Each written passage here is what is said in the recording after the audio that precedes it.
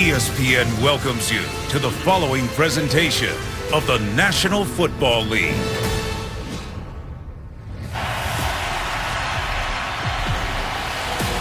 Crowd roaring just seconds ago. Nate Boyer, former United States Army Green Beret, served multiple tours in Afghanistan and Iraq. He raised the 12's flag in honor of the crowd here, a tradition before every home game. When he returned from duty in Afghanistan and Iraq, he walked on, was a long snapper at age 30 at the University of Texas, spent time with the Seahawks in the preseason last year. Very impressive guy. And this crowd erupted when he raised the flag. Buffalo won the toss and deferred, so the Bills will kick off. Dan Carpenter to kick it away to the dangerous Tyler Lockett.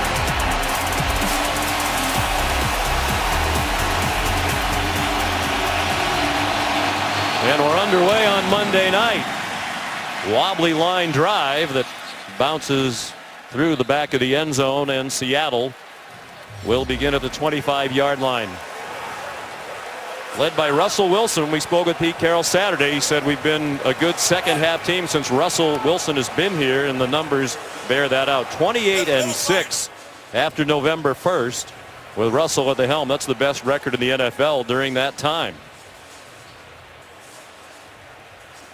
In his 5th year now to the University of Wisconsin after he started his collegiate career at NC State. Was the starter from day one and has never missed a start. Tonight his 72nd career regular season start at the helm of an offense that's struggling. Comes out throwing, and it's caught. Doug Baldwin shoved out of bounds a yard short of the first down, chased out by Kevon Seymour. How healthy is Russell Wilson? That's what I want to find out. That's what Buffalo needs to find out right away. He's tough. He's courageous. He hasn't missed a start, as you say, but they have really missed his mobility and his ability to create offense outside the pocket. Keep an eye on his legs tonight. Where is he?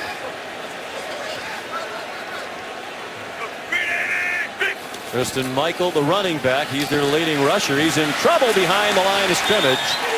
Playing behind a young and inexperienced offensive line, and that's been a big reason, in addition to Wilson's injuries, that they haven't been able to run the ball. 2 rookies starting, including George Fant, one of the great stories in the NFL this year, out of Western Kentucky, where he's a basketball star. The backs and receivers, C.J. Prosise, the rookie out of Notre Dame, has become more of a factor in recent weeks, particularly on 3rd down. He's on the field now. On 3rd down and 3, good pass receiver, once a wide receiver for the Fighting Irish. 4-man rush. They flush Wilson. Now he's in trouble and throws it away. Zach Brown put the pressure on Russell Wilson, and it's a quick 3-and-out for Seattle. Well, you're just going to see the pocket collapse. George Fant playing left tackle. He didn't even play college football. Getting power rushed against Lorenzo Alexander, and if you watch every one of Russell Wilson's passes this year, a lot of them have been throwaways. No chance. John Ryan on the punt. Reggie Bush back for the punt, and the Bills block it. Jerry Hughes tried to scoop it up near the 5-yard line. It goes out of bounds. Hughes blocked it, and he was thinking about a touchdown. They'll settle for 1st and goal near the 5-yard line. A big play early for Rex Ryan and the Bills. That's how you get off the bus. You get a 3-and-out from your defense. You send a middle block with a great defensive end like Jerry Hughes. And he sets up Tyrod Taylor deep in Seattle territory. What a start for Buffalo. Key ingredients of an upset, starting fast on the road. And the Bills offense greeted by the deafening noise. Tyrod Taylor, the quarterback. Taylor keeps, and he walks into the end zone for a Buffalo touchdown. That's that offense we talked about.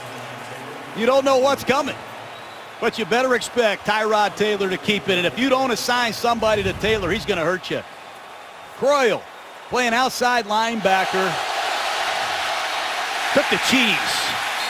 You make a mistake against Tyrod Taylor, he'll burn you with that speed. What a start for Buffalo. They could not have scripted it any better. It's the first touchdown that Seattle has allowed in the first quarter this year. They were the only team in the league that had not allowed a touchdown in the first quarter. And of course, the Bills had to go just 3 yards after the block punt. Dan Carpenter adds the extra point. Rex Ryan called this a must-win game for the Buffalo Bills. They're off to a great start. Big play on special teams. 7-0 Bills. ESPN's Monday Night Football is brought to you by GMC. We are professional grade. And by NFLShop.com. Get free shipping on orders today at the official store of the National Football League.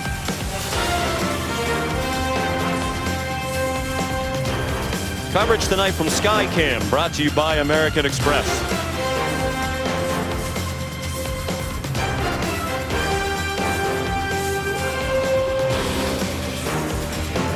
Just a minute and 28 seconds in. Rex Ryan and the Buffalo Bills with a 7-0 lead. Jerry Hughes, the block punt for Buffalo.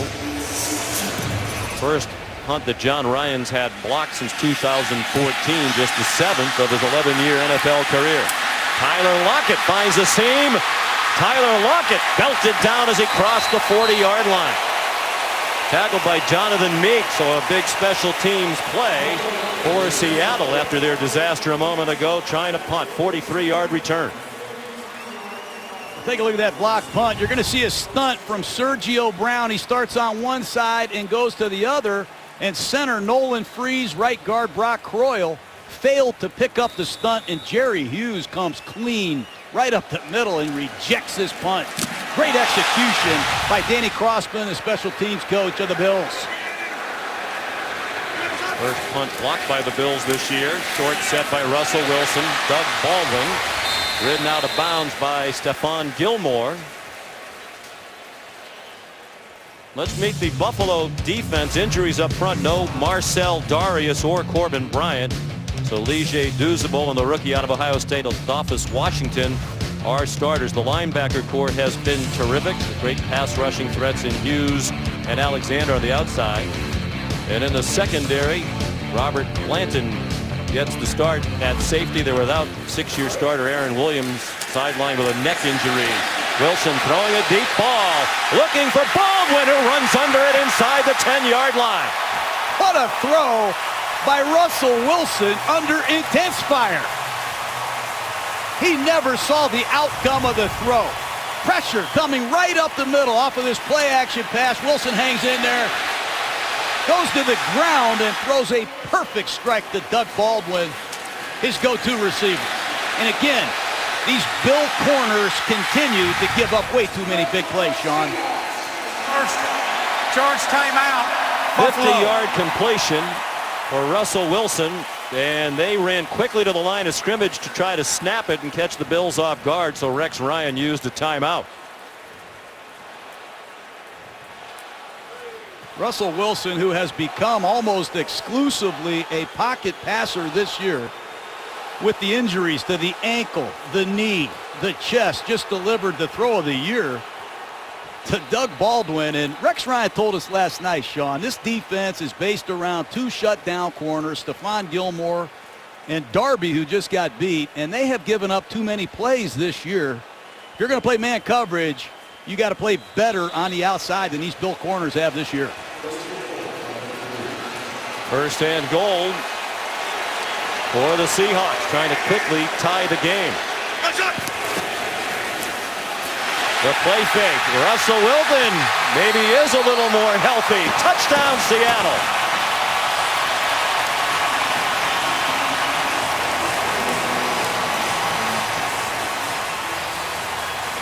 How healthy is Russell Wilson? That is a great sign. This is a running play all the way. And Wilson, he just saw Jerry Hughes close. He felt he was going to take the cheese, and Wilson does exactly what Tyrod Taylor does on the previous series. These two quarterbacks And the stress they put on defenses with their legs is miserable. That's how you answer a score with one of your own. Just a minute and 11 and 3 plays to go 58 yards, set up by the nice kickoff return by Lockett. Stephen Hauschka's extra point ties the game. Doug Baldwin, the 50-yard reception. You mentioned the similarities between the quarterbacks. Each has a 3-yard touchdown run. Each team with a touchdown in the first 2 minutes and 39 seconds here at Century Link Field in Seattle on a very pleasant night. The temperature right around 60 degrees. Very little breeze to speak of. And the Seahawks to kick off. Stephen Hauschka. Bills without Brandon Tate, their primary return man, suffered a concussion last week in the loss to New England. So Reggie Bush takes a knee. Take a look at this, Sean. Both these quarterbacks, great competitors. They can pass, but man, can they run the rock. And on every single play, you better account for Tyrod Taylor and Russell Wilson. These two men, dual threats, both out of Virginia, same recruiting class. They went after each other in college. They're going after each other tonight. Going to be fun.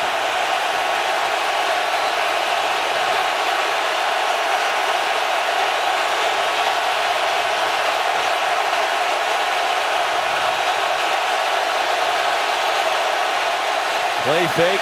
Tyrod Taylor takes the check down and gets nothing. Charles Clay, the tight end, back to the line of scrimmage, and that's it. Brock Coyle chased him out.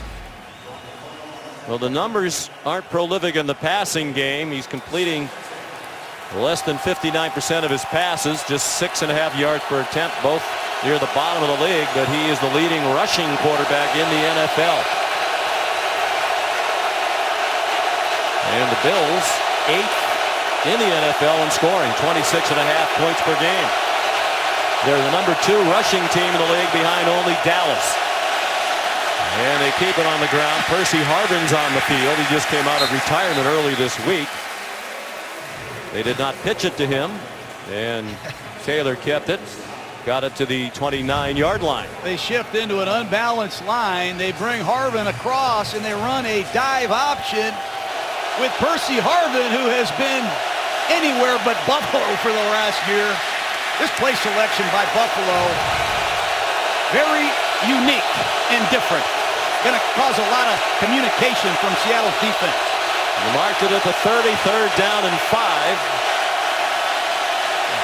Taylor avoids the trouble and throws on the run for a first down. Out to the 38-yard line. Marquise Goodwin the catch. He's back in action after he missed the New England game last week with a concussion. You think mobility is important? Watch Cliff Averill beat Mills clean to the inside. That's a dead play in most places, but Tyrod Taylor's ability to scramble and create, special. Great play.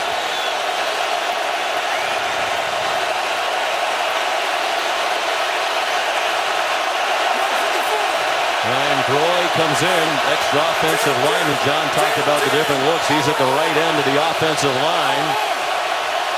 Eric Wood, the center, making the calls, and they're confused and they're out of time. Do they get a timeout first? Delay of game. Offense. 5-yard penalty. Still first down. No, they did not. Walt Anderson is the referee. I don't remember, John, the last time I've been in a stadium this loud. This is my first time here. You've been here before. This lives up to the reputation for noise and then some.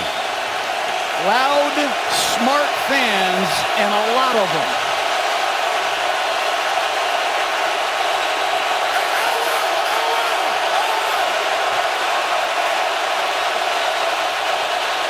Another fake to LaShawn McCoy. Plenty of time this time for Taylor. Couldn't find anybody open. And he gets taken down by Brock Coyle, the 3rd-year linebacker out of Montana. Great job by Seattle down the field. If he holds the ball and starts to scramble, you got to plaster to your man.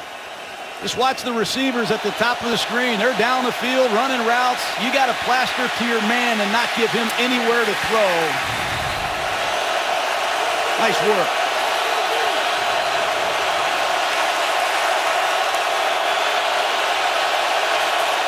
After the sack, the toss back to LaShawn McCoy.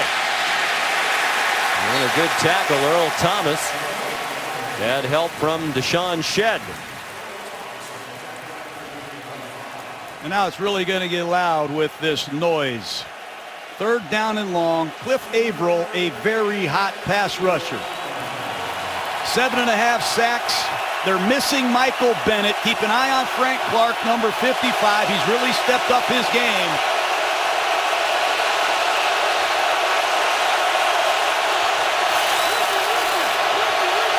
Six-yard gain by McCoy sets up 3rd down and 10. Taylor, given plenty of time, has a receiver. 1st down into Seattle territory. The catch made by Robert Woods, the former USC Trojan, who's their leading receiver for the season with 30 catches now. Great pass protection. From left tackle to right tackle, Taylor has all day, and Jeremy Lane, nickel corner of the Seahawks, continues to struggle. Woods beat him easily.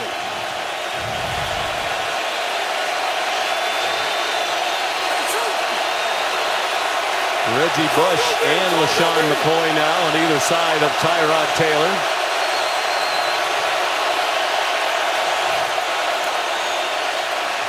McCoy taken down at the 45. Charles Clay, the lead blocker, really didn't do much to help the cause. Bobby Wagner and K.J. Wright made the tackle. For Buffalo up front, Eric Wood, one of the best centers in the league. He was in the Pro Bowl a year ago, as was the left guard, Richie Incognito. And the backs and receivers are getting healthier. They're still without Sammy Watkins, their best wide receiver, but Woods, playing with an injured foot, is healthier than a week ago, and Marquise Goodwin didn't play last week after that concussion. Brandon Tate out tonight with a concussion. And they did sign Percy Harvin during the week. It remains to be seen how much he'll play tonight. Mike Gillislee, nice cut. And he's down to the 40-yard line, 1 yard short of the 1st down. Another tackle for Bobby Wagner. When you hand the ball to a back going one way and the threat of the option going the other, it's tough on a defense. They're going to hand the ball going this way. But watch the quarterback and the back sell the option the other way. You have to defend both sides of the formation. This offense stretches you horizontally unlike any other I've seen.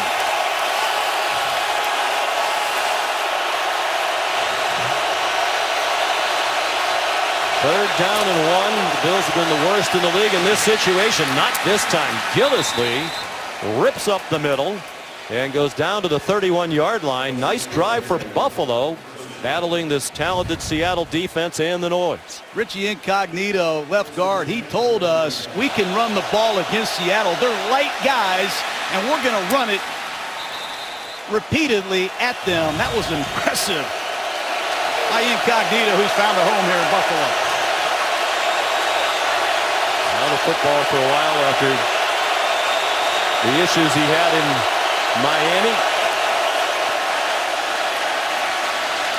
Taylor, design rollout, back corner of the end zone, too long for Robert Woods, who was open. Got to hit that, Sean. He was late in his decision. He's got Woods wide open. Tyrod's got to get that ball out of his hand quicker. He's going to run a corner route, and there's nobody home. And Woods just ran out of field. Anthony Lynn, the offensive coordinator of the Bills, doing an excellent job mixing up his play selection and formations. The 11th play of the drive, which began at the Buffalo 25-yard line. Anthony Lynn took over as offensive coordinator when the Bills fired Greg Roman after an 0-2 start. They're 4-2 since. McCoy bounces outside. First down, Buffalo. He scampers down to the 20. Is he quick? Shady McCoy battling that hamstring. I saw those Seahawk coaches out early checking out his availability tonight, but watch him start and stop and accelerate to the corner. Great work. First down, Buffalo. McCoy injured his hamstring in practice leading up to their game 2 weeks ago against Miami. Tried to play in that game but carried only 8 times, then couldn't go against New England. Gillislee takes his place. The fake to him. The quick pop to Charles Clay, swung down at the 14-yard line by Kelsey McRae, who's in for the injured Cam Chancellor. Seattle on defense, the best defense in the league in scoring defense. Clark, Rubin, McDaniel, and Averill. The front 4 with Bobby Wagner and K.J. Wright, with Brock Coyle alongside. And McRae's done a very nice job for Chancellor, who's missing his 4th straight game with a groin injury. Good fake to Gillislee, and Taylor slides down, looks to be short of the first down. And he is by about a half yard. You know, Pete Carroll, the head coach of the Seahawks, in his defense, they get to practice all summer, all offseason against Russell Wilson, who runs similar plays to those that Tyrod Taylor is running against him tonight. He's got to find something to get off the field. They're 3 for 3 on the drive on 3rd down, and the fullback Felton with great effort to pick up the first down. Jerome got bounced around like a pinball and still got the first down. You want to see a great short yardage run by a fullback? This reminds me of one of my old fullbacks, Mike Allstott. He's going to get stuffed at the line of scrimmage, and he's not going to be denied. That's K.J. Wright, number 50. And then it's Richard Sherman, number 25, and Felton sets up Buffalo with another huge first down on his own.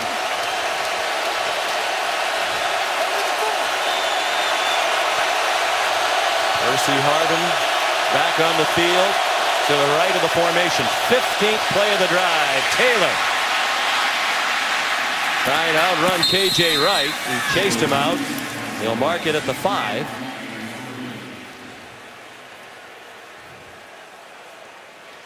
Well, he is tough to tackle. Extremely tough to tackle, and he doesn't turn the ball over. Buffalo, as an offense, is taking great care of the ball, and it's going to be a key ingredient if they win tonight. 2nd down and goal. Goodwin at the top of the screen. Woods in close at the bottom, and they're shifting again to an unbalanced line, or to a regular line.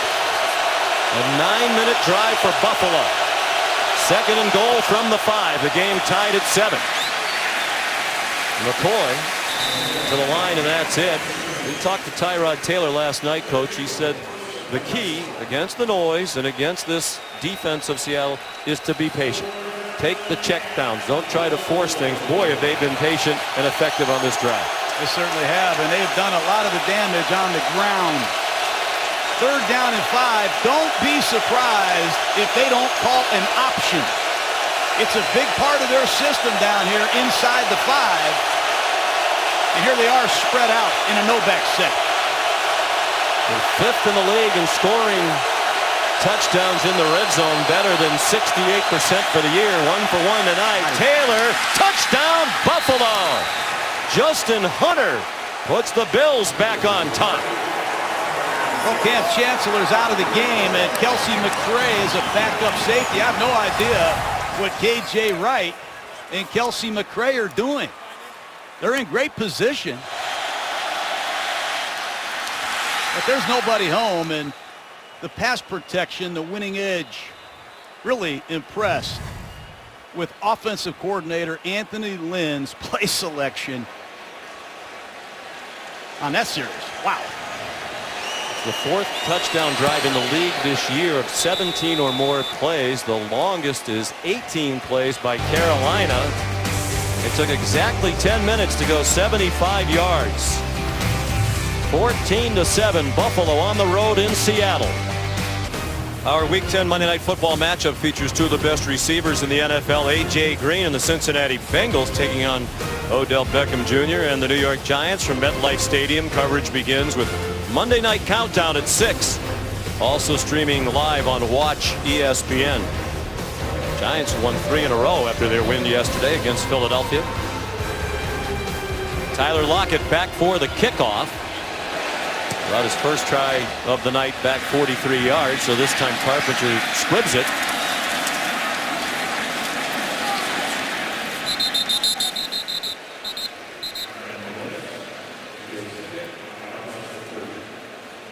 Returned by Brandon Williams.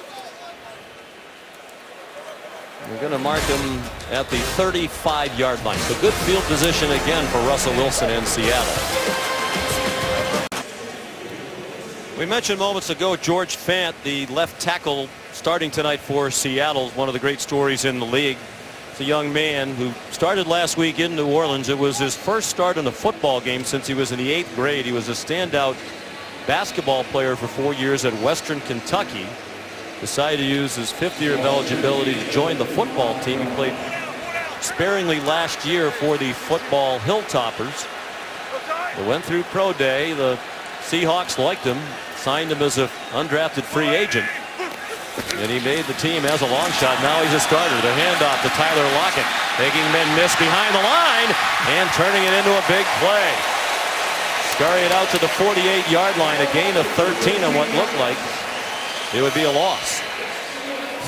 And when you watch the basketball video, you can see the athleticism of George Fant. Finished his career for the Hilltoppers 13th in career scoring, more than 1,600 points. He's 8th all time in school history in rebounding with 894. Averaged 14 points, 8.5 rebounds. As a senior, moving along the line, flags down and they stop the play. I like what Pete Carroll said, Sean. All you got to do is protect our $100 billion quarterback. Neutral zone infraction, number 57. Defense, 5-yard penalty. Still first down. He says, you've been in a lot of big games, George, just not football games. But there's no tape that exists anywhere of George Fant blocking. He caught one pass at Western Kentucky. Most of his work was on the hardwood, but he worked out at Bowling Green, Kentucky. He ran under 5 flat. He's got a great vertical jump, as you would expect. This is unprecedented. I've been in football my whole life. I've never seen a guy go from the 8th grade to the NFL. Russell Wilson on target. Tyler Lockett's been a star in this first quarter for Seattle. First down Seahawks at the Buffalo 30. I mean, he's blocking Lorenzo Alexander of the Buffalo Bills, who has 9 sacks, and he locked him out and gave Russell Wilson time. If you're a young athlete out there, anything is possible if you give it a try, and George Fant is a testament to that. He certainly didn't embarrass himself last week in New Orleans. Christian Michael, the ball carrier. Kyle Williams, the 4-time Pro Bowler, made the tackle. Pete Carroll did tell us that sometimes, though, Fant is literally still learning football as he goes. They'll have to explain things like you can't block that guy in the back in that situation. He doesn't really understand all the rules yet. It's unbelievable. And the right tackle, Gary Gilliam, wasn't drafted either. He played tight end at Penn State. All 16 starts this year now by offensive tackles for Seattle come from players who were undrafted. Russell Wilson, a good throw in traffic. Jimmy Graham, the tight end, with a first down inside the 18-yard line. Russell Wilson on time and accurate to the big man. Entertaining first quarter here in Seattle. The Bills on the road leading 14-7. We're back in Seattle. Look at the quarterback comparison. We mentioned the similarities, and both 5 out of 6 passing tonight, and each has run for a touchdown. Buffalo had the ball for 10 minutes and 4 seconds in the first quarter. Their first touchdown drive took 4 seconds. After a block punt set them up on the 3-yard line. The second touchdown drive took 10 minutes. Now it's the Seahawks on the move again, trying to tie it again. First and 10. The Buffalo 17. Wilson off his back foot to the end zone. Good. Jimmy Graham, a one-handed catch for a Seattle touchdown.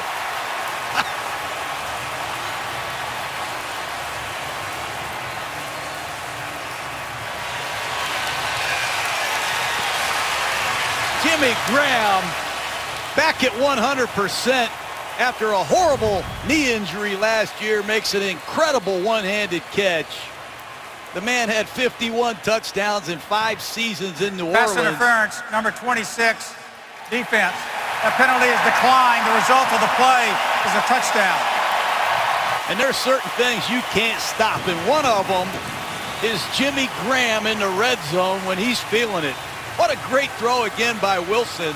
He faked the quick screen. He lured the underneath coverage, and they shred him. Now each quarterback has a touchdown run and a touchdown pass. Jimmy Graham, the reception. They go 65 yards in 5 plays. Took just 2:27 to do it. Stephen Hauschka adds the extra point that knocks the score at 14.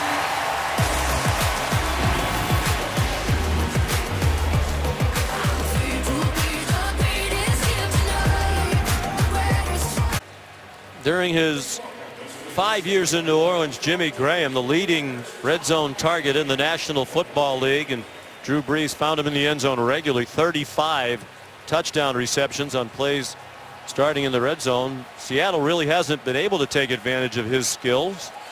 That's just the 14th time he's been targeted in 2 seasons with Seattle. 3rd touchdown in the red zone for Jimmy Graham, who missed the final 5 games of last season after a devastating knee injury. It's really, when you have the kind of knee injury he had, about a 50-50 proposition if you even return to the National Football League, and he has returned with a flourish. Stephen Hauschka kicks it off over the head of Reggie Bush. Bills and Seahawks tied at 14 in the opening seconds of the second quarter.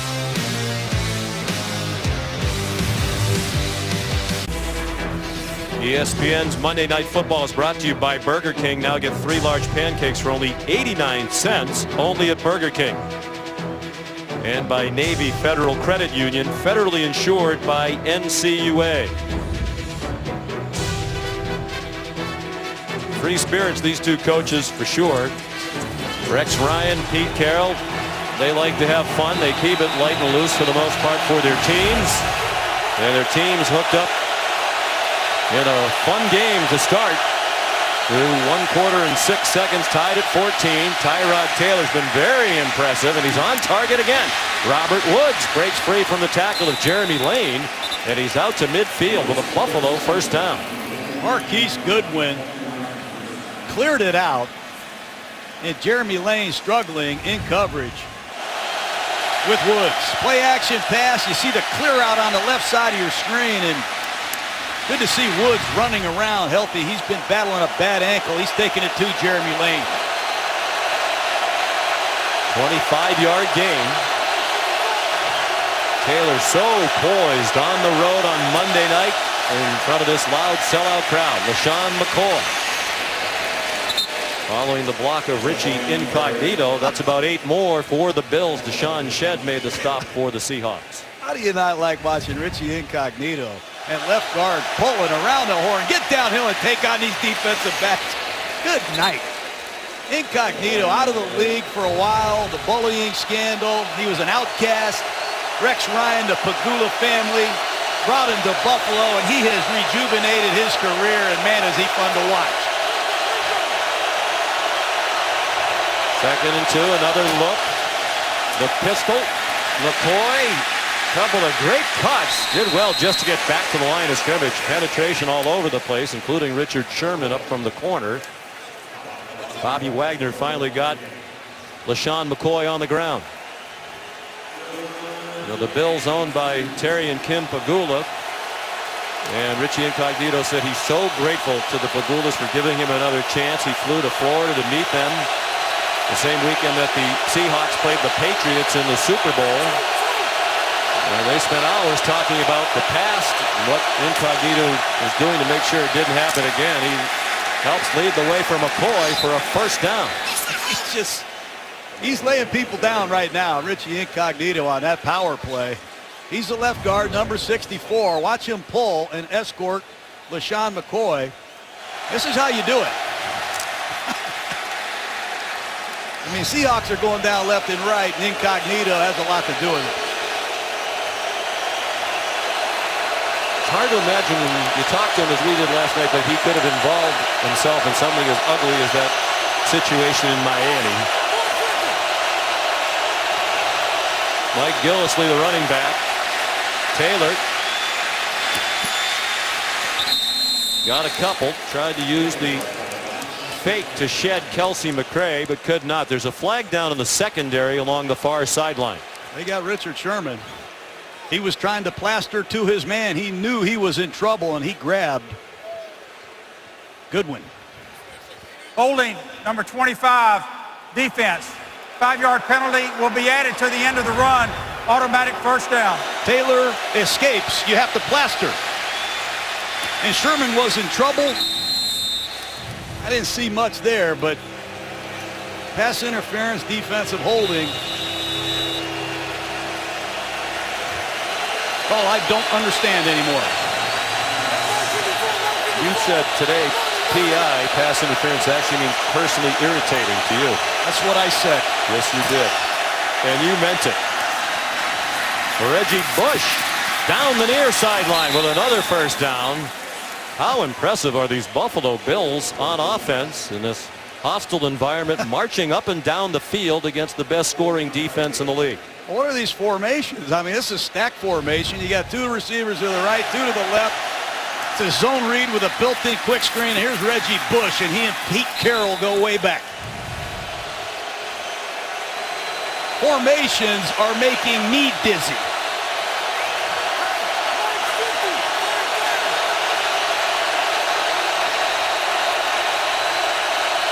Pistol for Buffalo. Play fake to LaShawn McCoy. Tyrod Taylor escapes again and throws it away. Look at these formations, Sean, on the scoring series in the previous possession. It's everything you can see. It's an unbalanced formation. Charles Clay is a tight end playing tackle. It's an extra offensive tackle, Ryan Croy, right side of your screen, number 72. Then it's a 2 halfback set with Reggie Bush and LaShawn McCoy. Then they come out with a 3-back set, and they can do a lot of different things. Then they score on a no-back set. All kinds of different looks, and it's paid off. Second down and long. 11 first downs already for Buffalo. 2nd and 10. Swing pass to McCoy. He turned on the accelerator, and he has another first down, it appears. Earl Thomas and Richard Sherman took him down. These Bills fired up in a game their coaches said is a must-win. They know they've got a bye week next week, and they're going to empty the tank tonight. They fake the dive. They throw the perimeter screen to McCoy, and sometimes McCoy needs no blocking, Sean. He can make long runs with sometimes little to no help. First and goal. And now, Wildcat. still more in the bag of tricks for Anthony Lynn of the Buffalo offense. Taylor went in motion to the left. The Wildcat for LaShawn McCoy. And it's a run every time. He hasn't thrown a pass since he was at Pitt in college in 2008. You think sooner or later the throw from McCoy is coming? I think so. It's 19 for 19. Wildcat runs. But just watch what the defense has to do with the shifting and the recognition of the Wildcat. There's 11 Seahawks that have to move and communicate. And in this noise, it doesn't help them. There's Anthony Lynn. What a great job he's done taking over for Greg Roman after week 2. They're going to call timeout.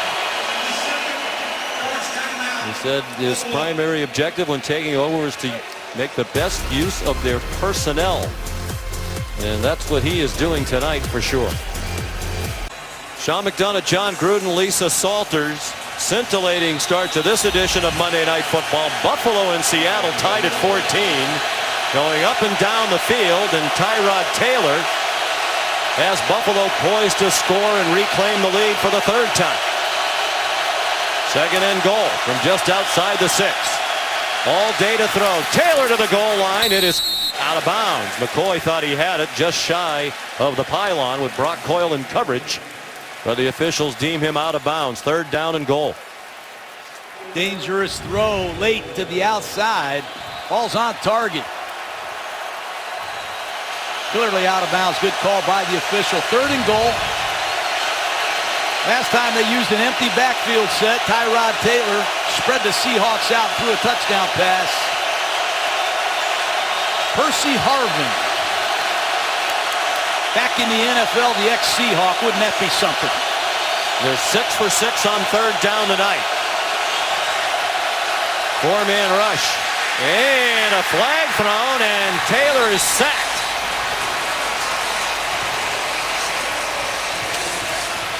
Frank Clark. There is no foul on the play. Ruling on the field is a sack. 4th down. Frank Clark having to step up in Michael Bennett's absence. Cleans up the sack that was caused by Cliff Averill, who once again beat Jordan Mills with a wicked inside move. Well, here's Dan Carpenter, as you see, hasn't missed from inside 47 yards, and this is a 31-yarder. The punter, Colton Schmidt, is the holder. And the kick is good.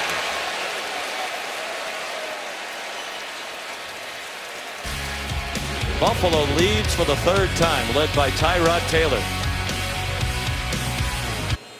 After we finish here in Seattle, don't miss Sports Center at night with Scott Van Pelt. A complete breakdown of this game, wrap-up of the day in sports.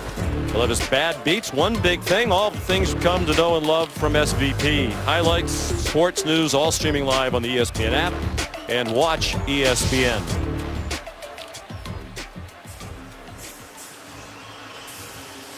Seattle's turn on offense in a moment, as these two teams have taken turns marching up and down the field, led by these dynamic dual threat quarterbacks, Russell Wilson and Tyrod Taylor. Seattle's just run 11 plays. Tyrod Taylor and the Bills have had 29 plays. This reminds me of the NC State Virginia Tech game you did between Wilson and Taylor several years ago, McDonough. Yeah, they played twice in college. Russell Wilson played 3 years at NC State, graduated, went on to Wisconsin for a year. Carpenter, high short kickoff. Cassius Marsh, one of the up men, turned the ball to the 26-yard line. Well, their first meeting head-to-head was back in 2009, Blacksburg, Virginia. Wilson had a touchdown interception. Tyrod Taylor threw for 197 to lead the Hokies to a 38-10 win. The rematch in Raleigh a year later, down by 2 points. Taylor threw that touchdown pass. With about a minute and a half to go, desperation heave by Wilson, his 3rd interception of the night. He also had 3 touchdowns. They don't know each other well. They spent a little bit of time together at the Pro Bowl last year. Taylor was actually the highly recruited player in high school. Screen to Jimmy Graham, nicely executed. Great call by Darrell Bevel.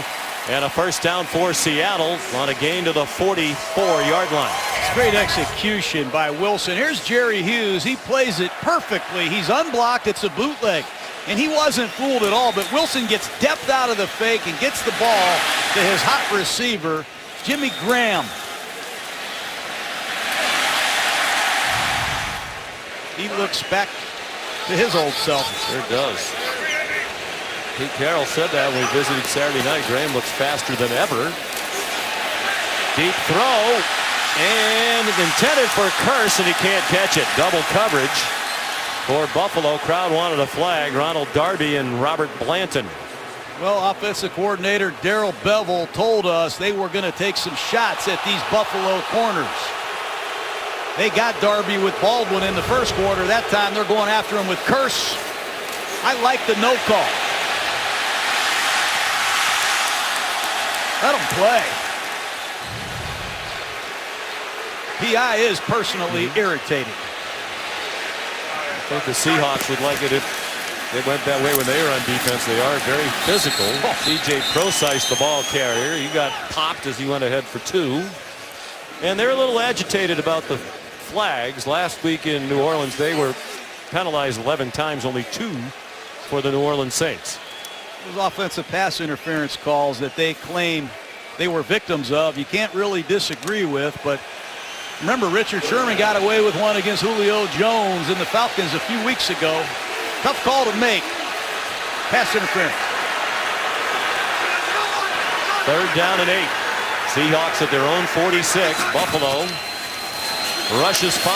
And they get to Russell Wilson.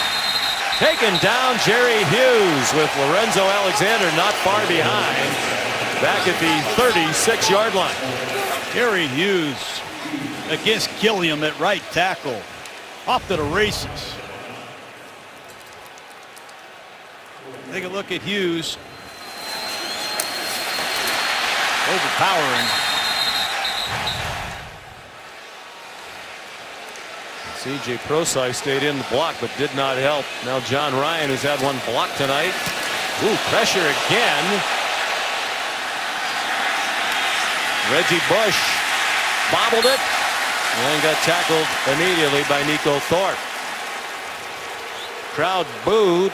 They thought the Bills hit Ryan. Cassius Marsh limping as he gets up. 1.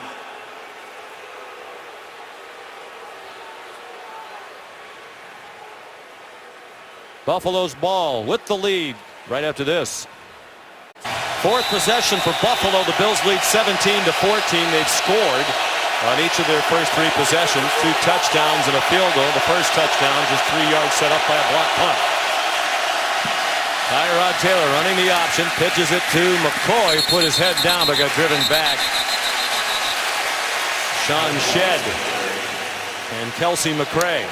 Those long drives have taken a toll on the Seahawks. They're in full substitution mode up front. You see out there number 92, Silver Siegla.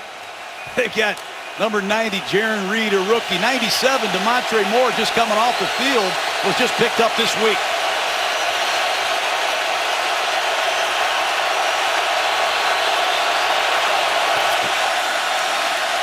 On 2nd and 9, Taylor, as he said, needed to be patient. Tried to take the check down. Clay couldn't catch it. Those 2 touchdowns scored by Buffalo.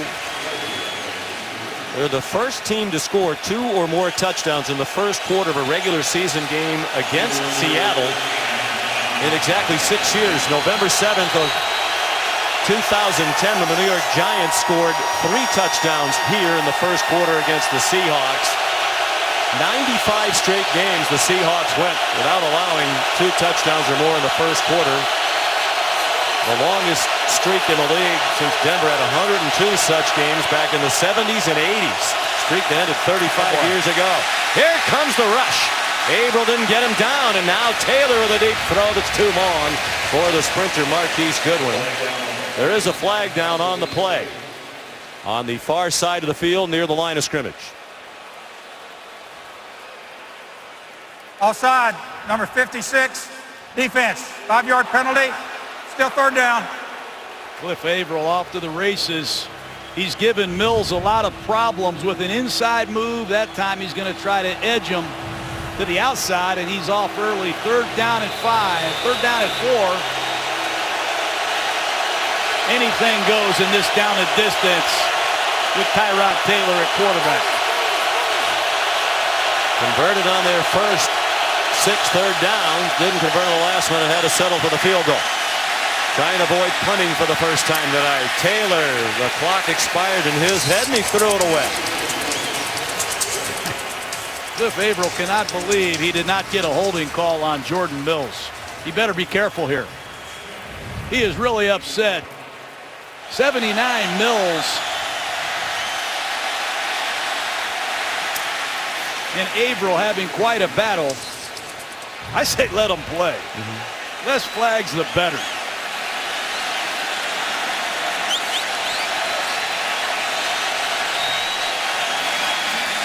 Each team penalized twice tonight. Colton Schmidt, the punt. Yeah.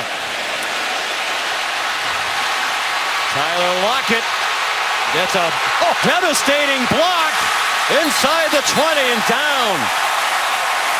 Just shy of the 15-yard line. Tyvis Powell. Sensational block. Here comes Lockett. He's got blazing speed. Watch Powell on the left side of your screen. Boom.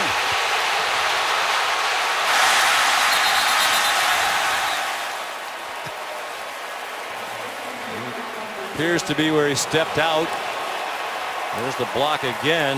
He crushed Mike Gillislee. 35-yard punt, 44-yard return, and Buffalo had been the best punt coverage team in the NFL. They were averaging, allowing just 4.6 yards per return, best in the league.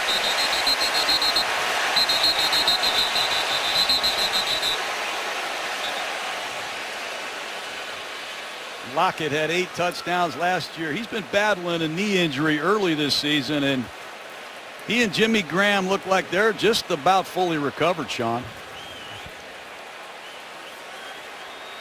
A lot of weapons they have. Buffalo is challenging the ruling on the field that the runner did not step out of bounds.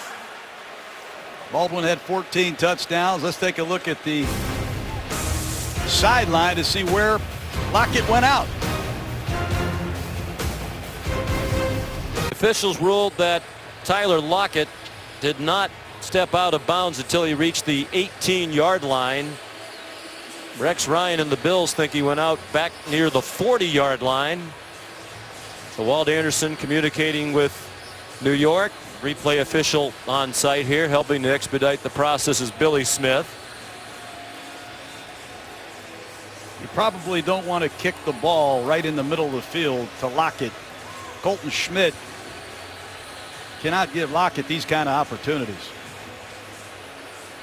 There's Walt Anderson. After reviewing the play, the punt returner stepped out of bounds at the 40-yard line. It'll be first down Seattle at that spot. Police put 6:11 on the game clock, and Buffalo will not be charged with a timeout. Well, I don't know. It's tough to tell. That's where it happened, apparently. I thought that was a great job walking the chalk. You saw the look of dismay on Pete Carroll's face. Obviously, that's on his sideline. It was this.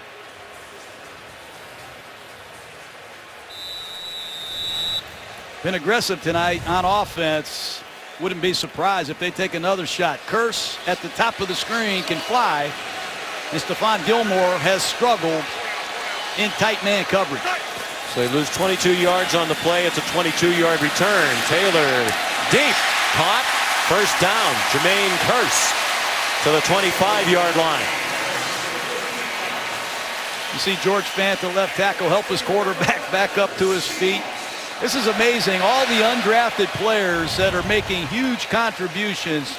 George Fant, who never played college football. Baldwin, Curse. You just saw Powell with the big block. Credit John Schneider, the GM of the Seahawks. He'll go anywhere for players.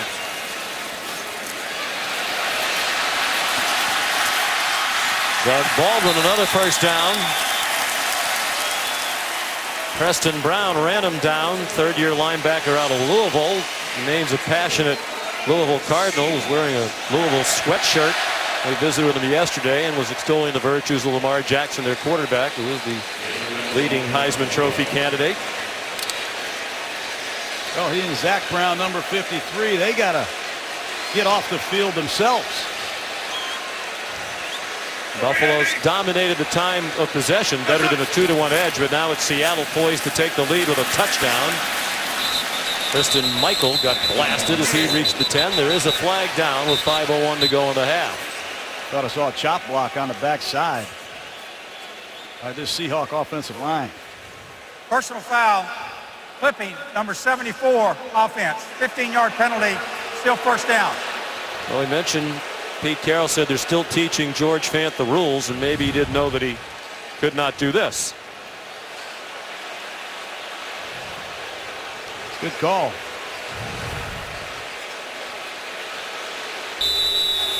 Not much experience to draw from in that tank. Very athletic. Tom Cable has worked wonders here. He did it with J.R. Sweezy, former guard who left for Tampa Bay, a defensive lineman in college, and his latest pupil is George Fant. Both starting guards tonight, undrafted out of college. Gary Gilliam, the right tackle. Russell Wilson, and a flag down. Doug Baldwin was about to get behind Ronald Darby. I don't know if he would have been able to run under that throw without the tug, but Darby wanted to make sure he could not. I think this is a good call. Pass interference, number 28, defense. First down at the spot of the foul. I mean, Darby's struggling. And in this Rex Ryan pressure-based defense, it exposes the corners a lot to one-on-one coverage. And Darby has been run by tonight by Baldwin. That time it's a huge pass interference penalty. And he and Gilmore can play a lot better. We're playing for a lot of the year without Russell Wilson as much of a running threat. They have struggled to score touchdowns in the red zone. He did run for a 3-yard touchdown tonight. Gives it off to Christian Michael. He runs for a 3-yard touchdown, and Seattle leads for the first time tonight.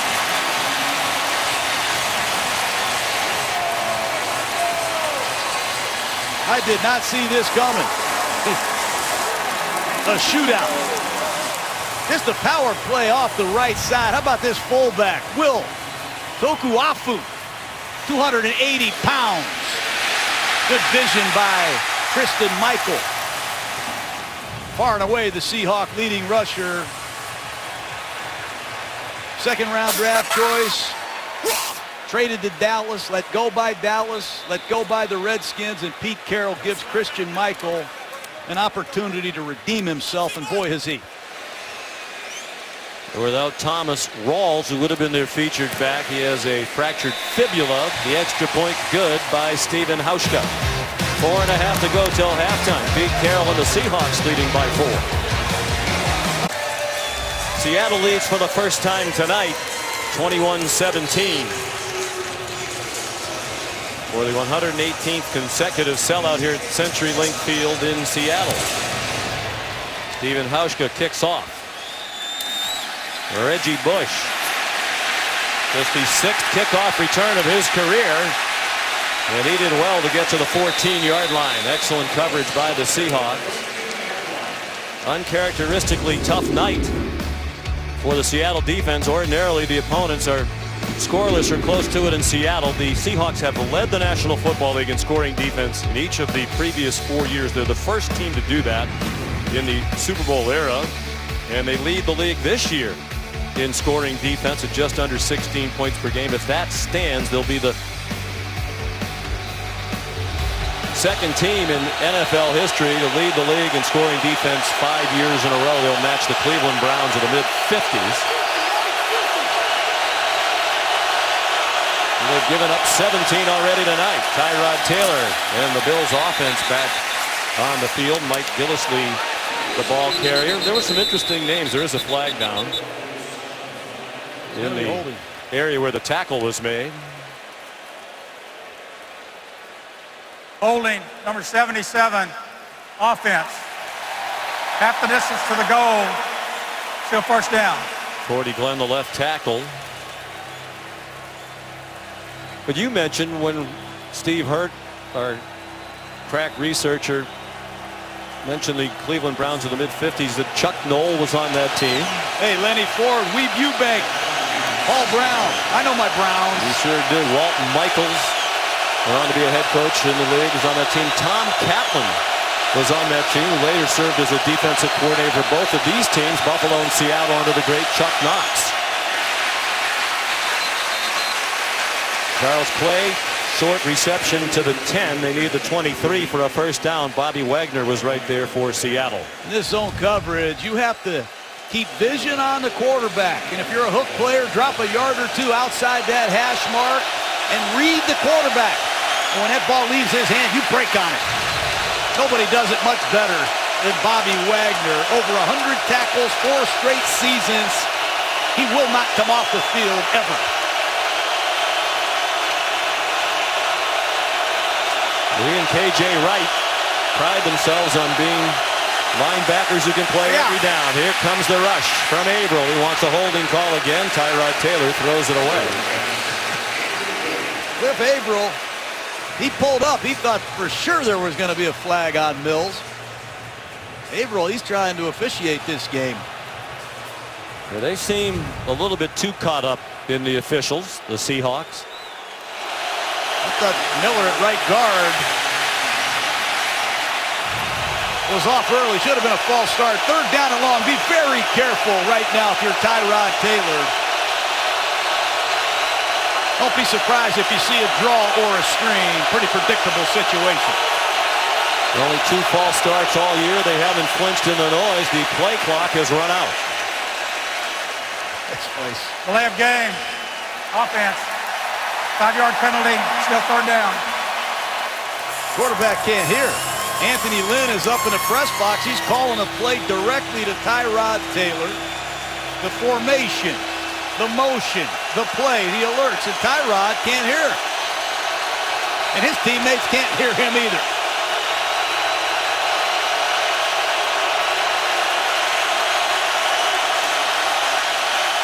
They keep it on the ground on 3rd and 18. LaShawn McCoy got close to the first down, went down about 3 yards short of the marker. Banged down by Kelsey McCray, the 4th-year safety out of Arkansas State. Man, does he keep things interesting. Draw play. Anything goes. McCoy.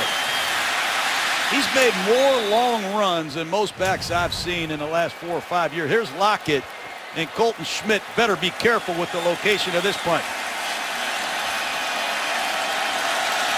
2.5 minutes to go till halftime. The Bills to punt on 4th down and 3. Schmidt, short kick. Returnable for Lockett. Caught it on the move at the 44. And could not get away. Well covered by Corey Graham. Flag down. We'll sort that out as we go. Tyrod Taylor so poised, handling the noise. Most teams come in here and really struggle. He looks like it's just another night at the office. Well, I don't know about that, but the noise really affects the offense because they can't communicate. The tackles and tight ends who are far away from the ball, they can't hear. So everything has to be nonverbal hand signals. The quarterback can't hear the coach call the play in his headset. And then the audibles, it's very difficult to change the play at the line of scrimmage. So you're seeing Tyrod use a silent snap count. But it affects the Seahawks defense too, Sean. I mean, they got to communicate with one another. So keep an eye on that. The louder it gets, it's going to affect both sides. And the Seahawk defenders we talked to said for them, they really don't think it's a big deal because they're used to it. They practice it all the time, but a little bit different, as you pointed out earlier, when you're playing a team like Buffalo that gives you so many looks that you need to adjust to. No doubt about it.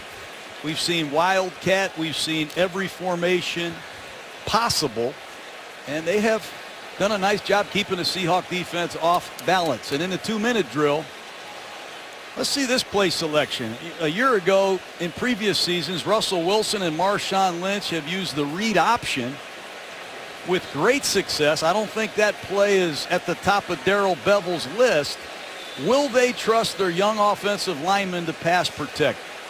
George Fant at left tackle, what a story he is. Justin Britt, who played right tackle on their Super Bowl team, moved to guard last year. Now he's in his first year ever playing center.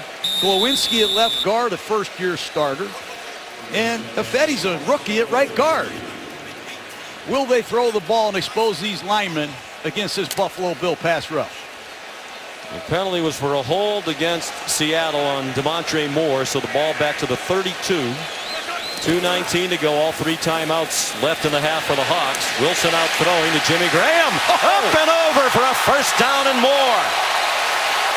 How healthy is Jimmy Graham? That's impossible. Seahawks could have an NBA team with George Fant and Jimmy Graham. It's a bootleg. He's going to catch his ball in the flat and jump right over Stephon Gilmore. Unbelievable. He made a one-handed touchdown catch. And he looks like he's running the hurdles. What a play. 15-yard gain, 4th catch of the night for Graham. 2-minute warning in Seattle. Buddy Tevens, the folks at Dartmouth, among the many exploring ways to make the game safer for those who participate. 2-minute warning here in Seattle. The Seahawks leading by 4 and near midfield. Excuse me, Sean. Rex Ryan looks like he's pulled Ronald Darby out of the game after the PI call. He's been beaten deep, and Corey White, number 30, in at left corner for this Bills defense. Don't know if Darby's hurt or not. We'll find out. C.J. Procise, the rookie out of Notre Dame, the running back, flag down. False start, number 89, offense, 5-yard penalty, still first down.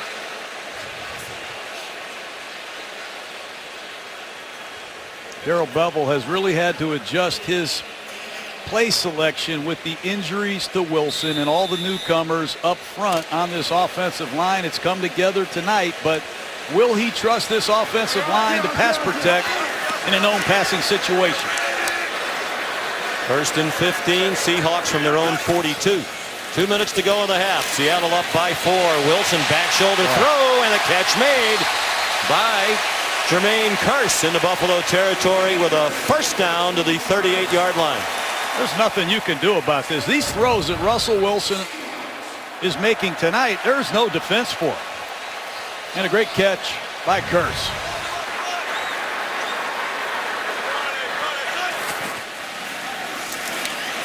Swing pass. Procise. Out of bounds. Gain of 6 on first down. He's interesting, Sean. Played wide receiver at Notre Dame. They love his receiving skills coming out of the backfield. I had a running back from Notre Dame named Ricky Waters, who was a receiver and a punt returner. You can use those skills against linebackers coming out of the backfield. That could be a real weapon for Seattle. Procise was their leading receiver in New Orleans last week. Had 4 catches. 2nd and 4. Wilson forced back, throws it away. Jerry Hughes, the primary pressure for Buffalo. He just has such great presence in the pocket. You felt his eyes shift toward the Buffalo pursuit. He just doesn't make mistakes. He knows this defense over the last 4.5 years yields 15.7 points per game. Protect the ball, do what we can with our offense, and grind out victories. They are in field goal range for Stephen Hauschka, been one of the best long-range field goal kickers in the league since he came to Seattle. Right down the middle, Jimmy Graham again. First down, 18-yard line. Robert Blanton made the tackle for the Bills. God manipulation. He looked the locket to his left. He moved the underneath coverage, and he opened Jimmy Graham up as much as Jimmy Graham did himself. Wilson's a great quarterback. And if he and Jimmy Graham get on the same page in the last half of the season, look out. 5 catches for Graham tonight, giving him 35 for the year. Minute 7 to go. Clock running. Plenty of time left for Seattle in the half with 3 timeouts. To the end zone. Graham tries for another one-handed catch and makes it. Touchdown, Seahawks. This is a circus show.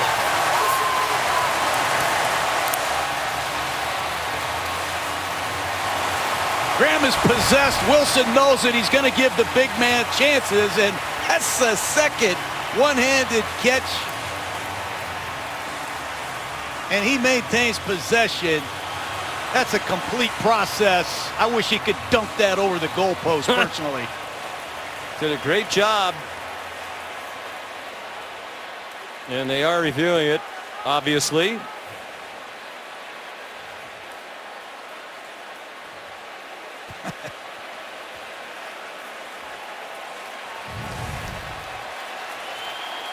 It's amazing. And it is a catch. Russell Wilson did not throw a touchdown pass in any of the previous 3 games, the longest streak of his career without a touchdown pass. He's thrown 2 to Jimmy Graham. Here in the first half, the extra point by Stephen Hauschka makes it 28-17 Seattle with 1 minute to go in the first half.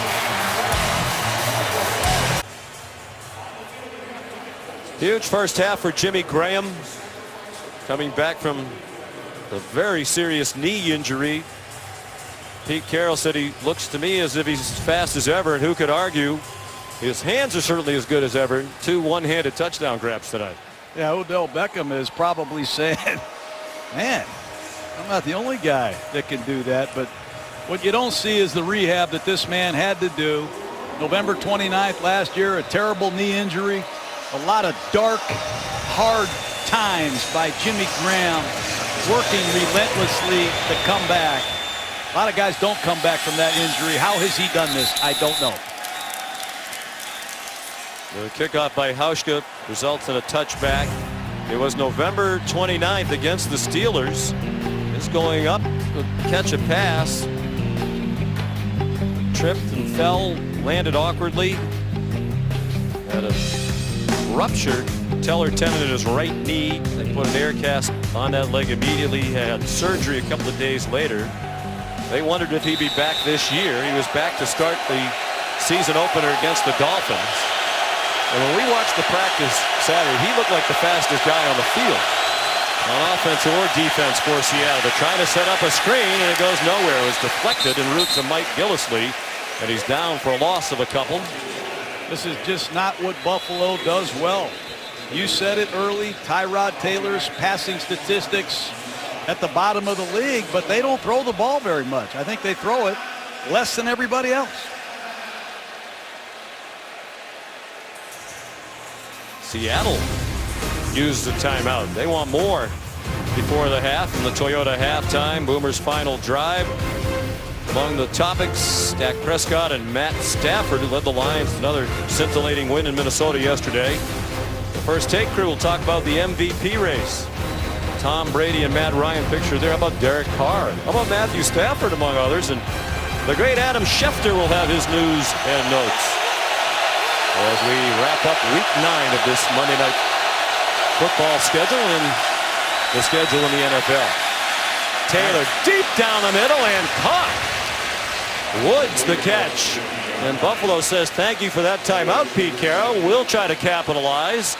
And they're at the 48-yard line of the Seahawks with a 29-yard pickup. Gotta hurry. Tyrod Taylor took it down, spun around, and then he throws it away. Cassius Marsh put the pressure on. DeMontre Moore was close. You can see why the Bills have only turned it over 4 times all year. Tyrod Taylor is very careful with that football.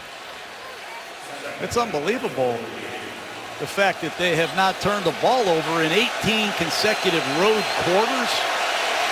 And 4 turnovers in the first 8 games of the season. That's the fewest in NFL history over the first 8 games of the season. But you're going to have to take some chances. 11 points down, at some point you're going to have to take some chances. 3-man rush. Dumped down to Reggie Bush, running sideways and not helping much except to kill the clock. And flags thrown from everywhere. There might have been an illegal block on that play. They had a timeout left, but Reggie Bush was determined to run all the way to the sideline and get out of bounds with a minimal gain. And while he did that, every official on the field threw a flag. Illegal block in the back, number 19, offense.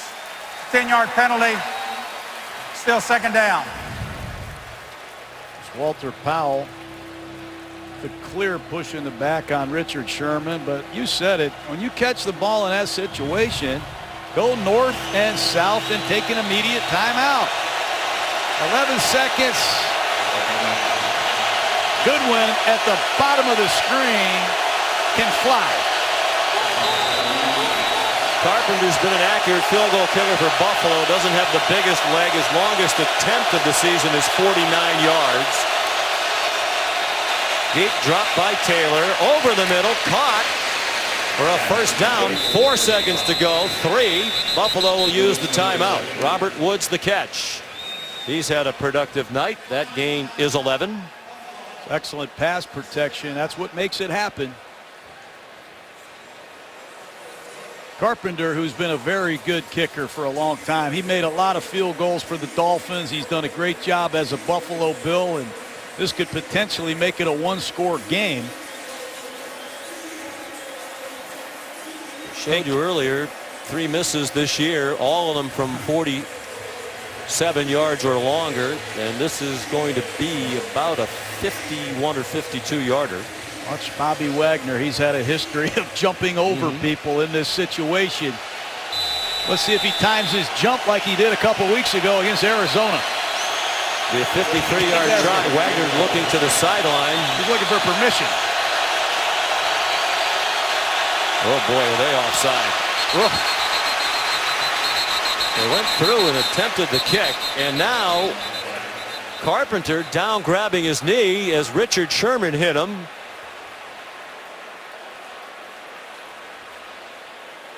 And it looked like he was in agony, and all of a sudden he's up telling the medical people he's okay. Should be a personal foul.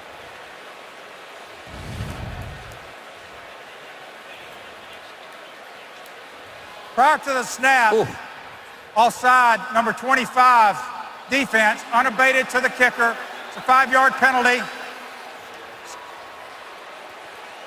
I'm surprised that's not a personal foul for roughing the kicker as well, which would be 15 yards. I mean, Pete Carroll can't be arguing about the offside. You never see anybody more clearly offside than that.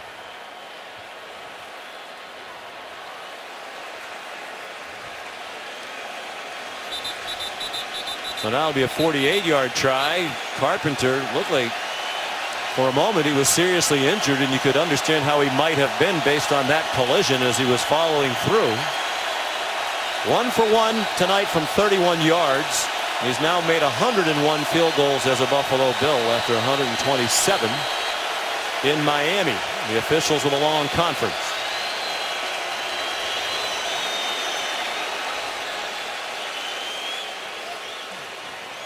The offside penalty will be enforced on number 25.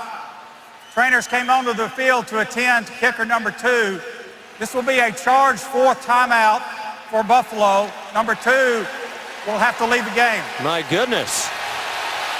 Which means they can't try the field goal.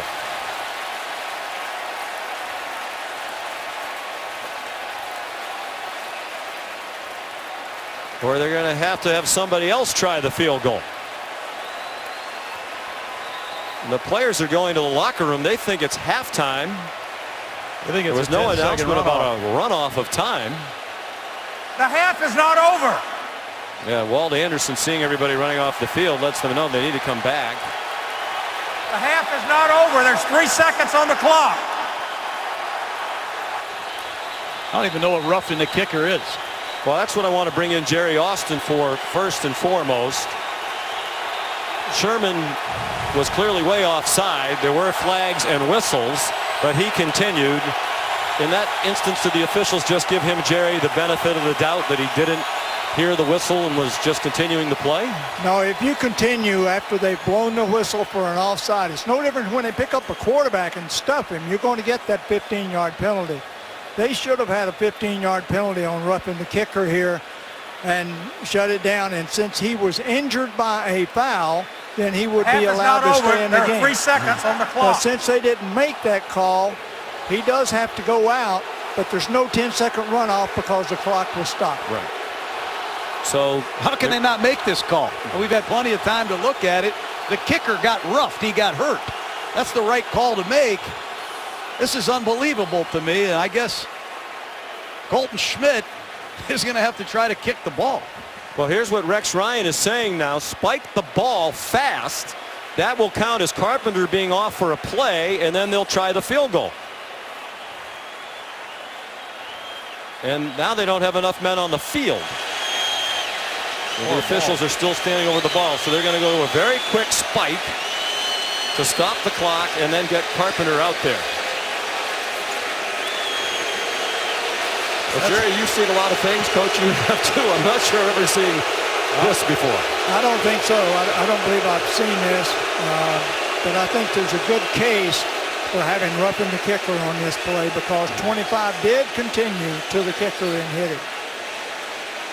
So a double whammy for Rex Ryan in Buffalo. They don't get the roughing the kicker call, and they have to do this to stop the clock with 1 second to go. Now Carpenter will come back out. So Seattle, which has done a lot of talking about the officiating. I mean, Pete Carroll references the discrepancy in the number of penalties they've been called for and their opponents over the years and say, hey, the numbers don't lie, as if to imply that there's some sort of conspiracy. But you said it earlier, it evens out. I mean, the Atlanta people are still talking about Julio Jones at the end of that game here. That's what happens in Seattle. We've had the Fail Mary here. We had the batted ball last year. I've had some episodes when I'd coach. Yeah. Every time you come to Seattle, anything can happen. I'm glad you brought that up. We're going to have to, at some point tonight, look at what happened to you when we talk about bizarre things that you haven't seen before. So now here's Carpenter to bring an end to a wild first half. And fittingly, it is good. What a Whoa, kick. but fittingly, they took too much time. Is that possible? Prior to the snap, delay of game. Oh, my goodness. Offense, 5-yard penalty. Be 1 second on the clock. This is unbelievable. My goodness. Colton Schmidt arguing with the referee. He thought he got a new 25. These are veteran players. Carpenter's kicked his whole life. Play clock on your left. But the official didn't back away from the football till there was 5 seconds left on the play clock. That's bad. Now it's a 54-yard try.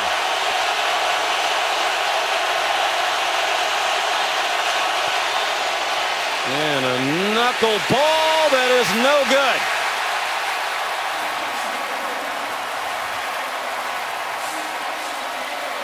Rex Ryan looked like he couldn't decide whether he wanted to give the official an earful on the way off or just walk off, and he decided restraint was the better way to go.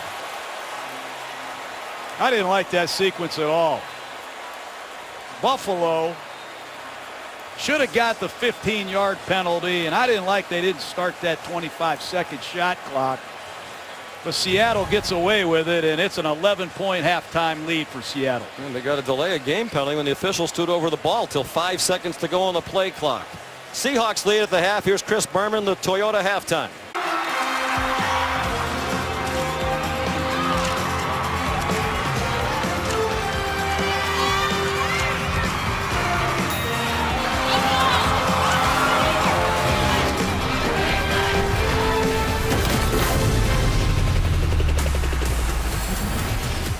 Welcome back to Seattle CenturyLink Field. Wild first half. The Seattle Seahawks leading the Buffalo Bills 28-17. Sean McDonough and John Gruden. We talked at the top of the telecast about these talented dual threat quarterbacks. 6 seconds into the second quarter, both Tyrod Taylor and Russell Wilson had run for a touchdown and thrown for a touchdown. That's the earliest in a game in NFL history that has happened, where both quarterbacks had accomplished that. Both were really impressive. And they manage a lot of different kind of formations and plays, but this is the best I've ever seen Russell Wilson play in the pocket. He's still not running, but he got it all done in the pocket. Some of the throws, they really were great moments. Time for tonight's Kay Jewelers Brilliant Moments. A lot to choose from in that first half, but none brighter than Jimmy Graham. No, none brighter than that. I mean, these are great catches, brilliant moments. They're going to fake a quick screen down here to Tyler Lockett and throw a seam ball, and you can't throw the ball any better, and Jimmy Graham pulls it down with one hand, and there's nothing Robert Blanton can do about it. And then it's just a seam route. Graham running right down the middle against number 21 nickel Roby Coleman, and the undersized Coleman has no chance. There's nothing you can do. Jimmy Graham's wingspan, concentration, and ability to make those circus catches have Seattle up 11. 6 catches, 2 of them for touchdowns, 94 yards for Jimmy Graham. And Seattle, which trailed 3 times in the first half, now leads by 11 after a controversial ending to the first half.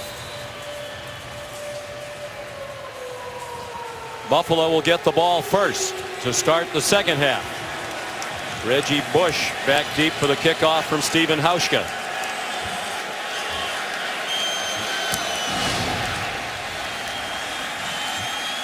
And Bush won't try it. About 8 yards deep. Here's Lisa Salters. Yeah, Sean, well, Rex Ryan was very angry going into the Bills locker room. I asked him what explanation the referees gave him for not calling roughing the kicker on that Richard Sherman offsides play, and he said they just simply said it wasn't roughing the kicker. Very angry. He still is very angry about that, Sean. I asked Pete Carroll about the play. I said, "Did you think it was dirty?" He goes, "Absolutely not, and he just mistimed the play." Pete then walked away and came back and said, "I can't believe anyone would think it was dirty. It was just a bad play." Sean? On first down, Taylor on target. Marquise Goodwin with a first down across the 35. Oh, that play at the end of the half is so bizarre.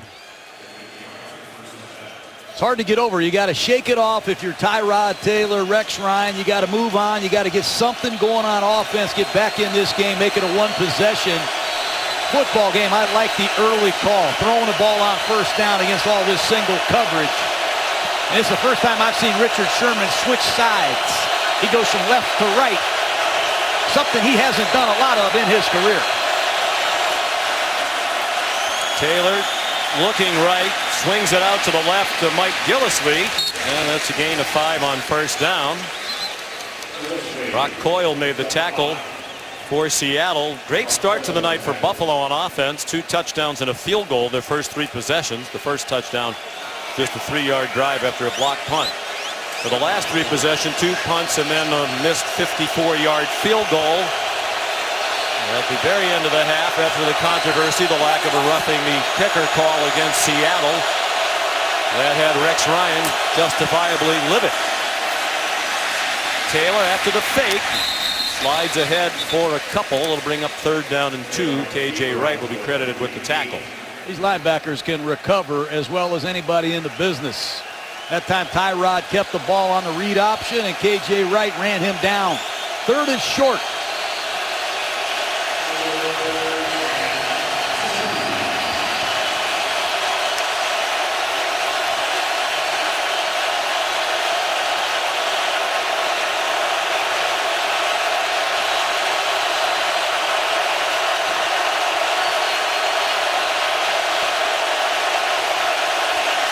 For the last 3 on 3rd down after a 6-for-6 start.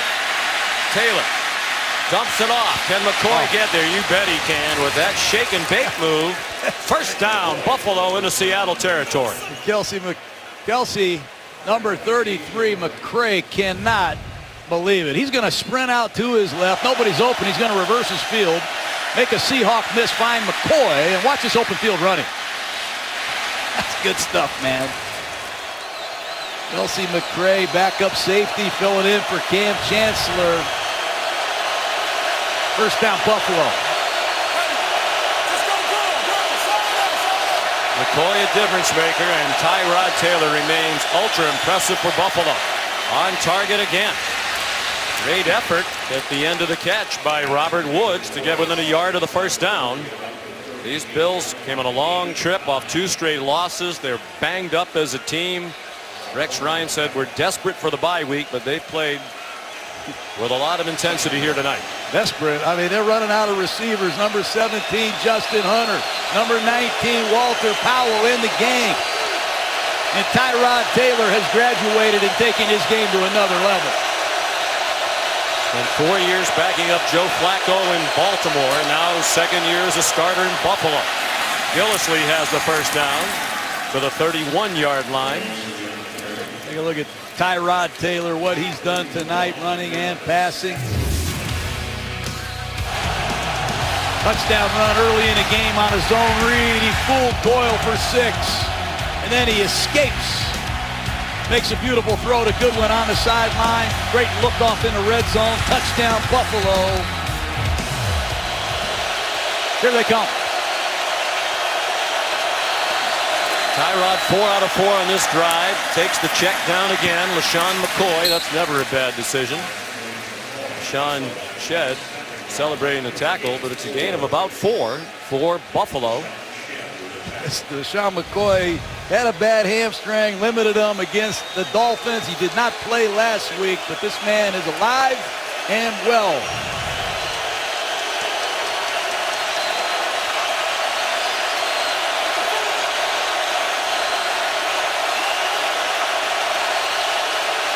Second and 6. Four-man rush, beautifully blocked by Buffalo again tonight. Confusion on the route, and the rare turnover by Buffalo. Richard Sherman elects to run it out. Didn't look like a good decision, but it worked out all right for him as he got across the 20-yard line. First turnover of the game for either team. The first on the road this season for the Buffalo Bills. 29th interception. Excuse me, 29th interception. You're messing with the wrong guy. And on the route confusion, these corners, Sean, they can make you pay. A lot of corners can bat the ball down and make plays. This cat can catch it and ruin you. In honor of Veterans Day, every point scored during the NFL's 32 Salute to Service games, the league will donate $1,000 to its military nonprofit partners, including the Pat Tillman Foundation, USO, and the Wounded Warrior Project. To join the salute and learn more, visit NFL.com/salute. During halftime, the Seahawks recognized SEGS for Vets, a nonprofit organization that provides mobility devices to severely injured service men and women from Operation Iraqi Freedom, Operation Enduring Freedom. They presented them with Segways at the half to a tremendous ovation from this sellout crowd. Since 2011, the NFL has donated more than $9 million to its military nonprofit partners. Tyrod Taylor had gone 190 passes without an interception. Phil Sherman got him in the end zone. Nothing doing on first down for Kristen Michael. Take a look at the interception. You're going to see a receiver clear it out here. Here's Woods. He's going to release to the outside. And Tyrod Taylor thinks that Woods is going to stay on the move and clearly not on the same page. And watch Richard Sherman look up Rex Ryan right after the interception.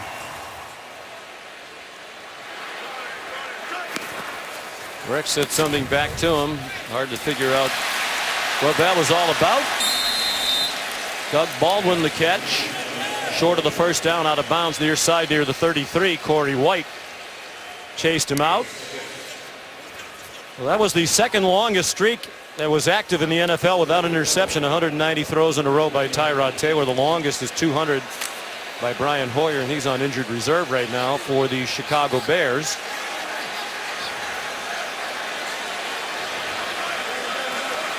Taylor had never thrown an interception in the month of November. He had never thrown an interception in the third quarter of a game. All those out the window. Russell Wilson looking like the Russell Wilson of old. That's third down. That's demoralizing to a defense. Third down at 4, nobody's open. And Wilson has the presence to put it away. He knows exactly where the stakes are, and he protects himself as well as any quarterback when he's running the football, and that's a huge first down. I expect Rex Ryan to start picking up the blitzes now. He's got to make something happen himself, and he's been known to dial up some intense pressure in these situations. 8-yard gain for Wilson, just his second carry of the night. Faked it to Baldwin across the formation, on target for a first down. Brandon Williams, I think that's his 5th catch in his life. It is 5th career catch, first of the season for the 4-year veteran out of Oregon. They're moving the pocket. They're not running the ball very well, but a lot of creative misdirection, bootlegs. You get Wilson on the edge, and he has run pass options, and he's been on the money with every throw tonight. 16 out of 19 for Russell Wilson. With a gimpy right ankle, left knee, and still recovering from a pectoral strain. Throws that one in the general direction of Tyler Lockett. Shaq Lawson, the rookie, brought some pressure. Well, Russell Wilson made a living outside the pocket in his first 4 seasons. He was first or second in the league in passes thrown from outside the pocket in each of his first 4 years. First 3 years in a row, and then second behind Aaron Rodgers last year. But entering tonight's game, only 31 throws from outside the pocket, 11th in the NFL. Mobility down with the leg injuries. Began in week 1 at Miami. versus Miami. Maybe that's because he's so good inside the pocket. I mean, he's been on the money in the pocket, and during this injury where he's had the ankle, had the knee, had the chest, he's had to really function in the pocket, and he's improved clearly as a pocket passer. Now, when he does get healthy and he can return to the outside the pocket, what the good night. This guy's a talented quarterback. He can play in any system. 3rd and 10. C.J. Procise come their 3rd down back.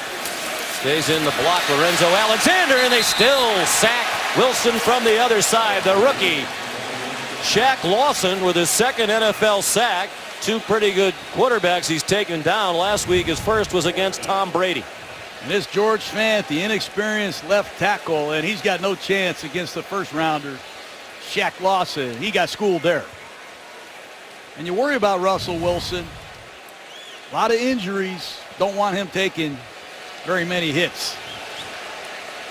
John Ryan got a punt blocked early in the game. It set up the first Buffalo touchdown.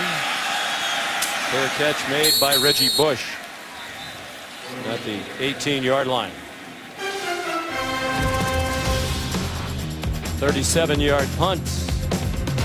Russell Wilson and the Seahawks still ahead at home in the 3rd quarter. The battle tonight here in Seattle, the homestanding Seahawks leading 28-17. Teams don't play each other very often, but you wouldn't know it. Motion, what you would typically see in a rivalry game. LaShawn McCoy on 1st down. Another hard-earned 3 or 4 yards, weaving his way across the 20.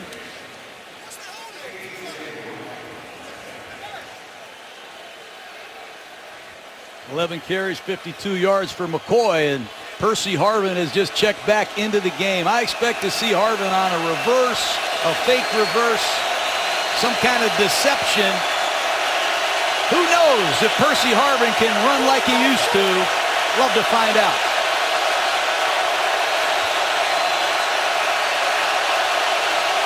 Just signed at the beginning of the week. He was in retirement at home in Florida. Taylor's pass incomplete. As he was recovering from injury, he was a member of the Super Bowl champion Seahawks a couple of years ago. As a matter of fact, had a big kickoff return for a touchdown in that one against the Broncos. He thought when he retired that was it, but he said the healthier he got, he continued to rehab the leg injury. The more he thought about playing, he didn't reach out. The Buffalo Bills reached out to him with their injury problems at wide receiver. Without Sammy Watkins, Woods has been banged up. Brandon Tate's out tonight. Marquise Goodwin just back from a concussion. 3rd down and 6. Good block by McCoy, giving Taylor time, and he's on target for a 1st down. What a great throw by Taylor. And Bobby Wagner, applying pressure. You're going to see Wagner number 54 on the right side of your screen. Applying the pressure on Tyrod Taylor, who hung in there nicely, and Marquise Goodwin has made some nice plays tonight for Buffalo. He missed last week with a concussion.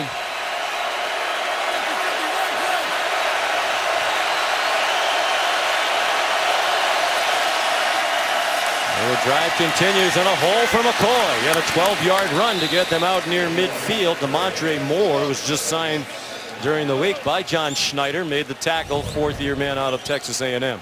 You have a fullback, Jerome Felton, who can do a lot of things. He can come across the formation. And LaShawn McCoy, you can hand him the ball in a wildcat. You can offset him in the shotgun, put him in the I formation, the pistol. Who cares? The man has natural running instincts, and man, is he quick. Great talent, gone over 11,000 career yards from scrimmage tonight. 77th man in league history to do that. And he weaves his way across midfield to the 49-yard line of Seattle with 4:20 to go.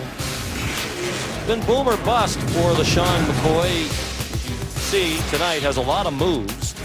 And when he hits it upright, he takes it a long way. More rushes of 15+ than anybody in the league, but he also has more negative yardage runs than anybody in the league, 47. negative yards on running plays, most in the league entering tonight.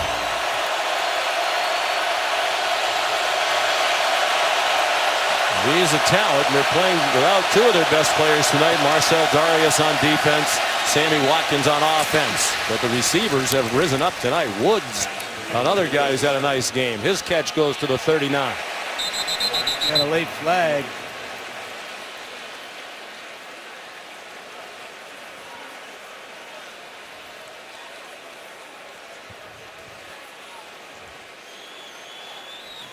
After the play, unsportsmanlike conduct, taunting, number 10, offense. The foul occurred after the first down was made. It'll be a 15-yard penalty, 1st and 10. Unsportsmanlike conduct foul. That's a huge penalty on Woods, and some tough calls. I mean, I don't think so. I think if that you gotta look away sometimes. What's the penalty? You gotta look away sometimes. First down.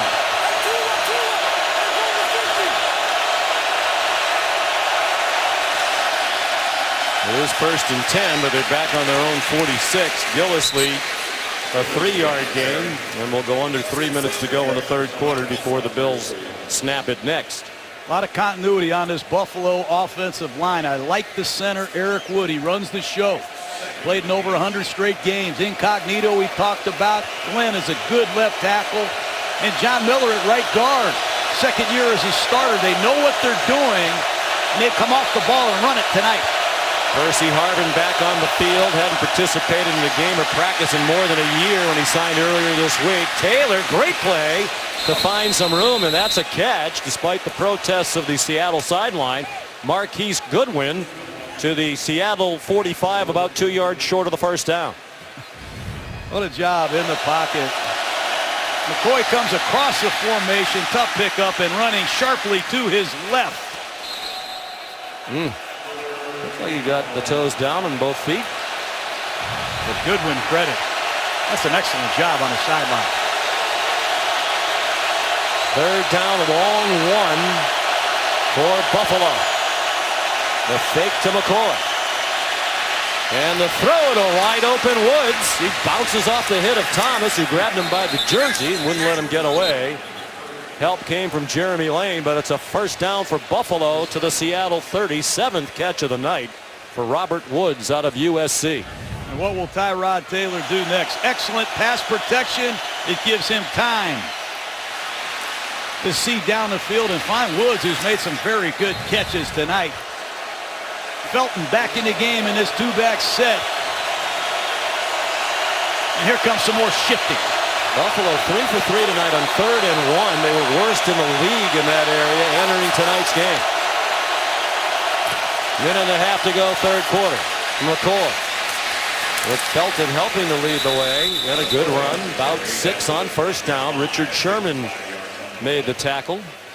That's old school running right there. You're going to see Incognito pull. Kick out by Felton. It's a power play with a double team at the point of attack. And LaShawn McCoy has the presence and quickness to bounce it outside and keep Buffalo in 2nd and short. Just where Tyrod wants to be. No negative yards on the ground for McCoy tonight. Play fake Tyrod Taylor in a very deep drop. A look out from behind. Dumps it off short. There's McCoy. Slips down at the 10-yard line. You get down to 2nd and 4. You're running the ball. It's a great time for a play-action pass. Shady shaken up. He's going to come off the field. But he wanted Clay. He wanted to find Clay, his tight end, who's going to run a deep crossing route. A delayed cross. He didn't like it. He started that scramble process again, and Shady McCoy, I thought he stepped out of bounds and came back in. He's out of the game right now. And now there is a flag down. 12 players in the offensive huddle. The 5-yard penalty, still 2nd down. They got penalized a couple of times on defense last week against New England for 12 men on the field. You got to be able to hear the personnel. That's the first thing you call as a play caller. You don't call the play, you call the personnel. And the quarterback has to stay away from the huddle and echo the personnel so they get the appropriate people in the huddle. Key penalty. And we're down to the end of the quarter. That's the 9th penalty of the night for Buffalo. They've been the more frequently penalized team tonight. Seattle penalized 6 times. This is the end of the third quarter. Well, no scoring in that quarter, but again, plenty of things going on. On to the fourth quarter we go. No other night is Monday night. This has been a dandy. After scoring in 29 of its previous 30 quarters, Buffalo scoreless, as was Seattle in the third quarter. So it's still 28-17 Seahawks, but the Buffalo Bills are at the 14-yard line. And the pass caught by Wood, stays on his feet and gets belted out of bounds by Brock Coyle at the 1-yard line. That is a great route by Woods, leading receiver of the Bills. Watch him swing to the outside, burst turn, ball's thrown. Nice job on the sideline. Woods has done a nice job in the absence of Sammy Watkins. He's fighting through an ankle injury, and that's a nice route. A career high in receiving yardage in a game, 129 for Woods on 8 catches. Second and goal. Ryan Groy has come in as an eligible receiver, and into the end zone goes Mike Gillislee. That is an old school G lead, we used to call it. Seattle, who covers the center and both guards, a very good goal line defense, and they have the perfect play. Watch Incognito kick out the edge. 42, Felton gets up inside, and they took it to Seattle. That's impressive. Buffalo's going to go for 2, but first a injured player, and it would be a big loss for Buffalo. It's their all-pro center, Eric Wood. 8th-year man out of Louisville, making his 104th career start tonight. And he does a lot for Tyrod Taylor in that Buffalo offense, not just with his blocking ability, but getting the protection set. And their backup center, Patrick Lewis, is inactive tonight. Who will the backup center be for Buffalo?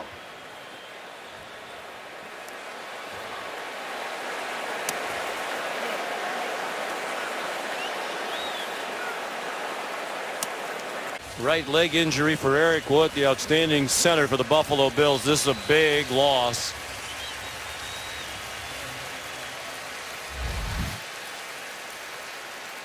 Looks like a right ankle injury suffered by Woods. Take a look at it right here. He gets rolled up on.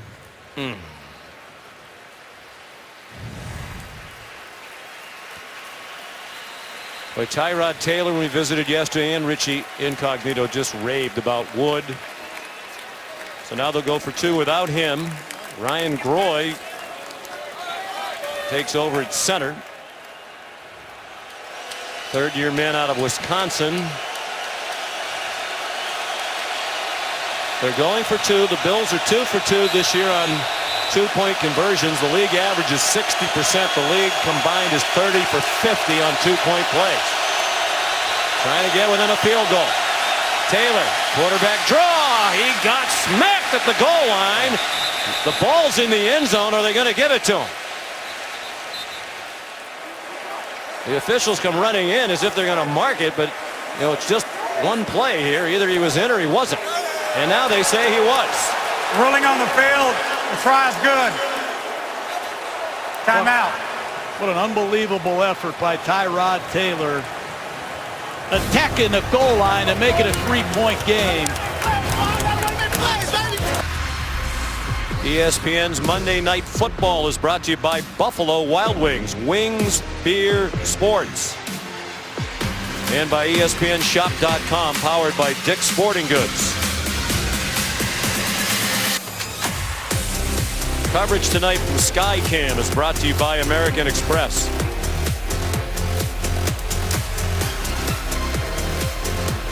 Sean McDonough, John Gruden, Lisa Salters at CenturyLink Field in Seattle, Washington. Just the 13th meeting all time between Seattle and Buffalo, but plenty of emotion in an important game for both teams. Ruling on the field stands. The try's good. They looked at the two-point play. We had a couple of looks at it during the commercial break, and clearly it was a score for 2 points on the conversion by Tyrod Taylor to make it a 3-point game. And you think back to the end of that first half when Buffalo tried to kick a field goal, and it was a wild situation. They wound up missing a long field goal try after a play that should have been roughing the kicker, and after a delay of game penalty. Looked like it was at least partially a product of the official standing over the ball till 5 seconds remained on the play clock. So here's Dan Carpenter to kick off. He was at the center of all that at the end of the first half. Tyler Lockett back deep.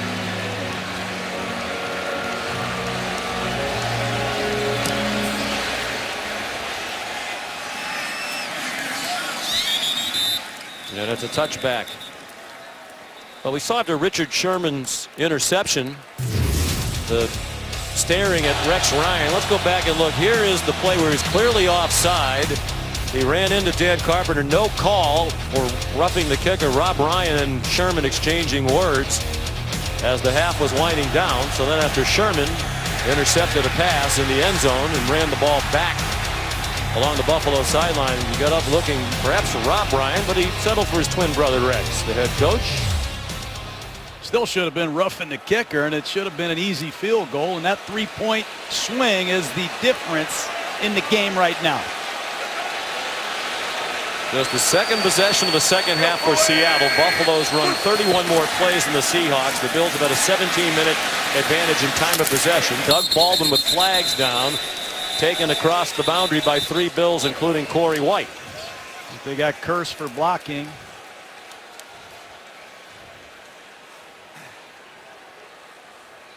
Illegal motion, number 89, offense. 5-yard penalty, still first down. Let's head down to the sideline. Here's Lisa Salters. Yeah, Sean, just for a little bit more perspective, the Bills weren't just upset because the call wasn't made, but their players really thought it was a dirty play by Richard Sherman. Linebacker Jerry Hughes was just screaming on the sideline when it happened that he thought that Richard Sherman should be ejected. And LaShawn McCoy, who was standing next to me, said, "I've never seen anything like that before. That was intentional. That was dirty." A response from the league, I'll tell you that in just a second. Yeah, we saw the tweet from Dean Blandino. Lisa said it should have been unnecessary roughness. And who can argue with him? You have more, Lisa? Doug Baldwin the catch. Yeah, just a response from the league that at the end of the half of the game, it's unnecessary roughness for hitting the kicker. The foul means he can stay in the game. I'm sure that doesn't mean very much for the Bills players who felt very strongly that Richard Sherman did that intentionally and that he should be ejected from the game. John?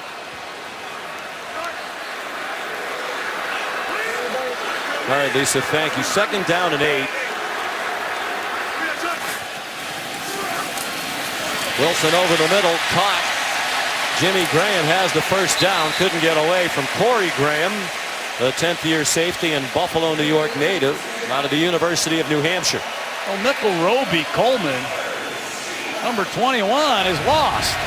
And they're having a hard time lining up underneath. I don't know who's coming and going. The motions are giving Buffalo problems, but they don't cover Jimmy Graham, and mistakes killed Buffalo last week, and that one doesn't help. 3rd time over 100 yards receiving this year for Jimmy Graham, 104 on 7 catches. C.J. Prosise worked his way across the 40, driven back by Preston Brown. Buffalo Bills missing Marcel Darius, number 99. They're also missing Corbin Bryant, number 97, 2 defensive tackles. How much gas is left in the tank? Washington, number 92, a rookie out of Ohio State, Kyle Williams. Somebody got to step up inside for this Bills defense. The good news is they haven't been on the field much tonight, haven't had to play a lot of snaps because of the dominant ball control by their offense. Russell Wilson in trouble, gets it off, and it's almost caught. Diving attempt made by Brandon Williams, and it's an incomplete pass. 3rd down and 6 upcoming. One of those players I talked about, Jarrell Worthy, number 94, good pressure, forcing Wilson out of the pocket. Worthy, second-round pick of the Packers, released by the Chiefs, brought up from the Bills practice squad.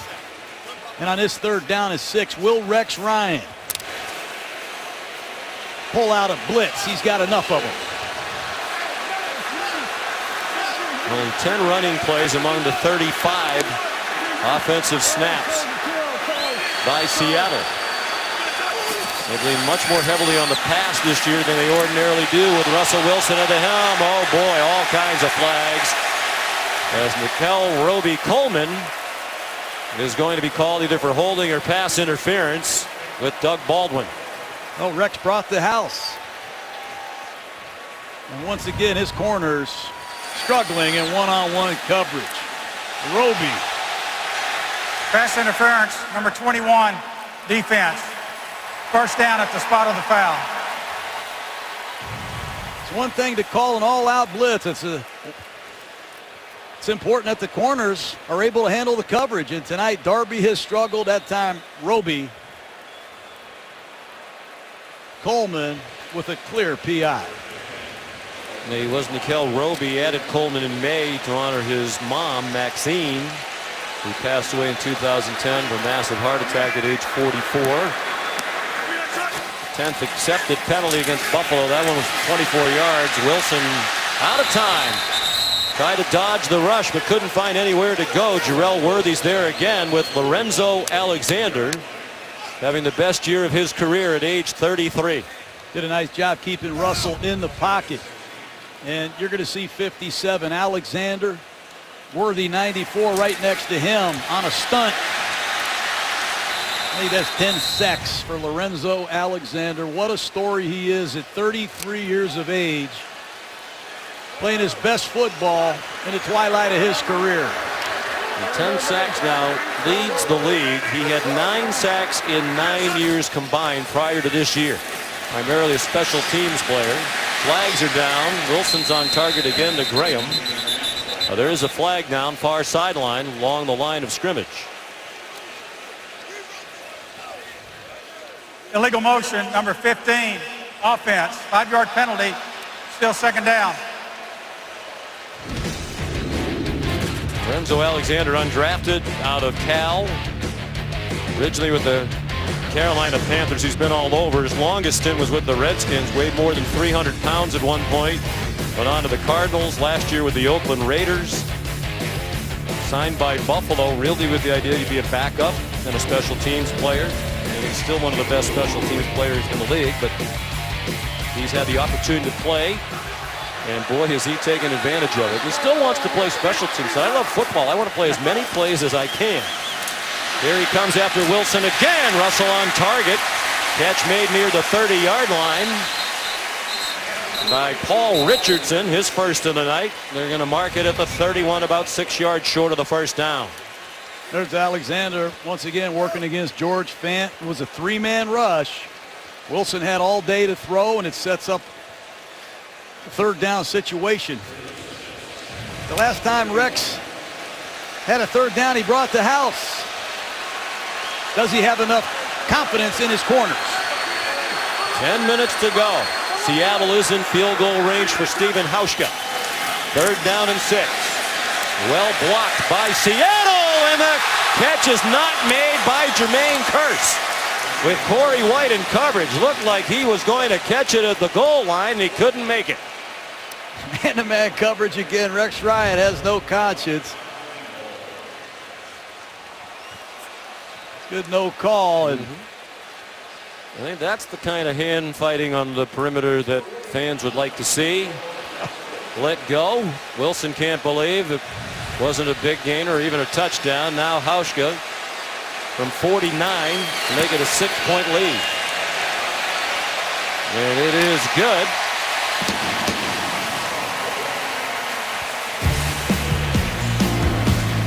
Seattle up by 6 on Monday Night Football. ESPN's Monday Night Football is brought to you by Toyota. Let's go places. and by NFL Game Pass. Replay every game this season. Go to NFL.com/Game Pass to start your free trial. Very pleasant night here in this beautiful city. Let's go places, says Toyota. If you haven't been here, this is a place you want to go. Beautiful city of nearly 4 million people in the metropolitan area, right along Puget Sound. CenturyLink Field, where the Seahawks have won 30 of their last 35, but they've been in a fight all night long with the Buffalo Bills, who are trying to get to 5-4 for the season. Steven Hauschka kicks off after his 49-yard field goal has put Seattle up by 6.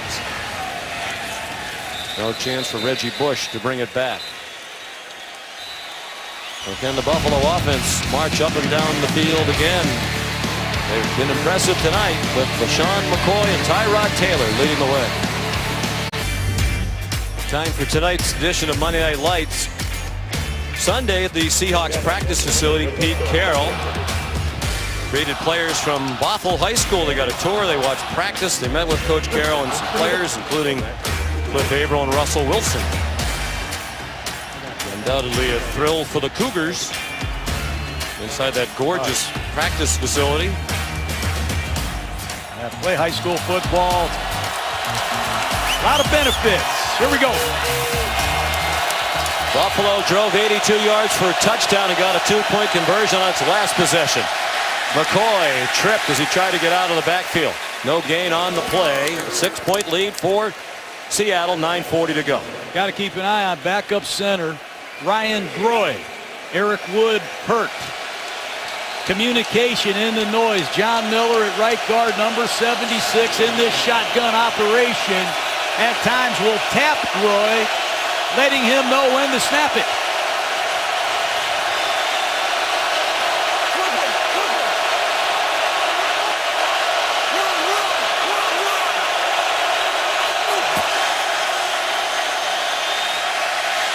Tyrod Taylor throws low. Is it caught? Yes, it is. Walter Powell. Now where are they going to mark it? Because it's very close to the marker.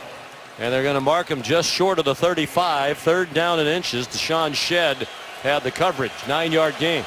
Walter Powell, the all-time leading receiver at Murray State, came to Buffalo. The ex-New York Jet went down and got it.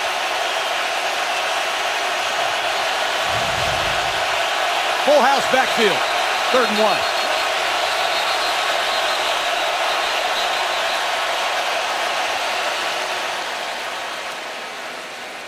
I don't know if Pete Carroll's challenging the ruling that it was a catch.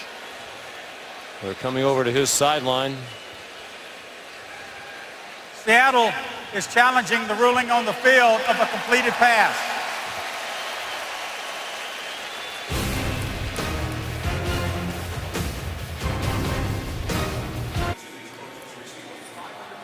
Seattle Seahawks Pete Carroll challenging the ruling on the field of a completed pass. And a gain to just short of the 1st down. It'd be 3rd down and less than a yard. Walt Anderson's gone to the hood. He's been in communication with New York. After reviewing the play, the ruling on the field stands. Seattle will be charged with their first timeout. It was hard to tell. We saw a number of looks, but looks like there Walt Powell has 2 hands under the ball. You never see it hit the ground. It's right there in the middle of his chest. 3rd and 1, and look at this full house backfield. For a moment I thought Buffalo might challenge the ruling of the spot, because when the ball first arrived with Powell, he was beyond the 35, but apparently when he gained possession of it, he was just shy of the 35-yard line. Full house backfield, the backup center in there. Snap on target, and boy, what a hit. Gillislee got the 1st down and then got walloped by Brock Coyle. This is straight dive up the middle with the threat of the option. And you're going to see Gillislee take a shot in the middle of the Seahawk defense. KJ Wright, Coyle together at once. 1st down Buffalo. As we approach 8 minutes to go. LaShawn McCoy 2-yard gain, and then he got stood up by Bobby Wagner, having another huge night. 15 tackles last week at New Orleans, 13 in Arizona the week before, and 12 tonight for Wagner. Just get the feeling that Tyrod Taylor is going to have to get it done with his arm. Do they have the firepower outside to win these one-on-one matchups? Woods versus Shed at the top of the screen. Good one in Richard Sherman at the bottom. Percy Harvin has not been a factor for Buffalo tonight. Tyrod Taylor, a little antsy, and now he takes off running. And he has the first down and much more. Kelsey McCray didn't take a great angle. And Taylor went right by him for a first down inside the 45 of Seattle. This man is a game changer with his speed. There's nobody open downfield. It's a blitz. It's picked up nicely, and you see the acceleration of Tyrod Taylor. Like a right-handed Michael Vick. Out of the same school, Virginia Tech. 35 yards rushing for Taylor. McCoy cuts it in the inside. The backup center, Ryan Groy, well downfield. There at the end of the play, 7-yard gain.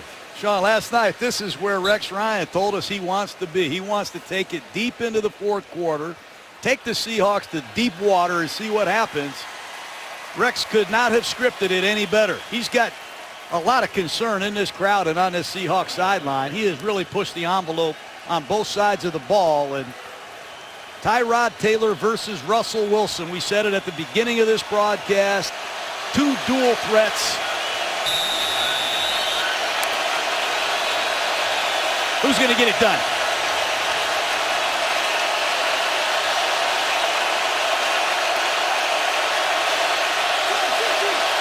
Gillislee behind Taylor. Reggie Bush on his right hip. 2nd and 3. Gillislee spins. Didn't get the first down. Bobby Wagner again. Sherman went out for a play. You saw him trying to run off whatever his physical problem was, and he's back out there. Short yardage situation. A lot of receivers in the huddle for Buffalo. I have to think they're in 4th down territory.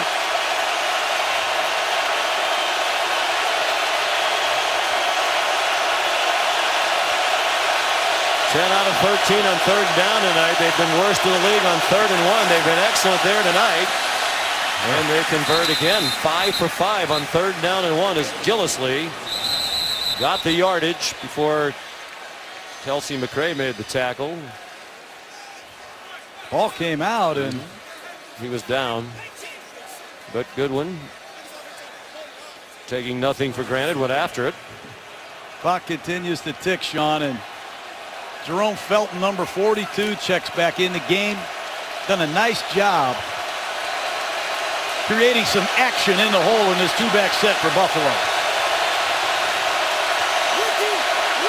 Buffalo over 400 yards of offense tonight. Play fake by Tyrod Taylor. Takes the check down. It's dropped by the fullback Jerome Felton. Taylor knew he had to be patient tonight against this 3-deep, 4-under Seahawk zone. They're going to take away some of the deep throws, and you've got to be willing to check the ball down. That time Felton didn't handle it. 2nd down and 10.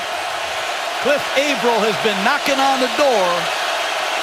He's been close. Can he close it out for Seattle? Another long ball control drive for Buffalo. 10th play of the drive. Quick pitch back to McCoy, and he's dropped for a loss by Kelsey McCray. The safety in for the injured Cam Chancellor with a big play for the Seattle defense.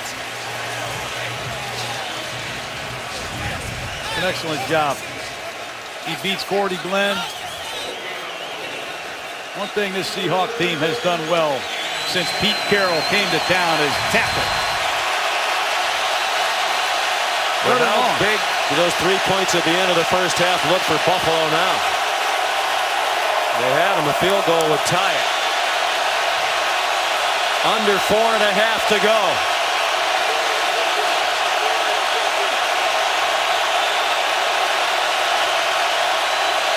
On 3rd down and 10. Taylor over the middle. Woods taken down 2 yards short of the first down by Earl Thomas. Flag down back behind the line of scrimmage. Tripping, number 77, offense. 10-yard penalty. Second penalty tonight on Cordy Glenn. At left tackle, he gets called for tripping Cassius Marsh. 10-yard penalty is accepted by Seattle, the 3rd down. Clearly a penalty, and they're not even in field goal range now. They need a completion. 11th Buffalo penalty of the night. For 114 yards. And McCoy dropped behind the line of scrimmage by the newcomer DeMontre Moore. Strange play call in that situation, but they did not fool Seattle at all. 97, DeMontre Moore. Brought in here for some depth.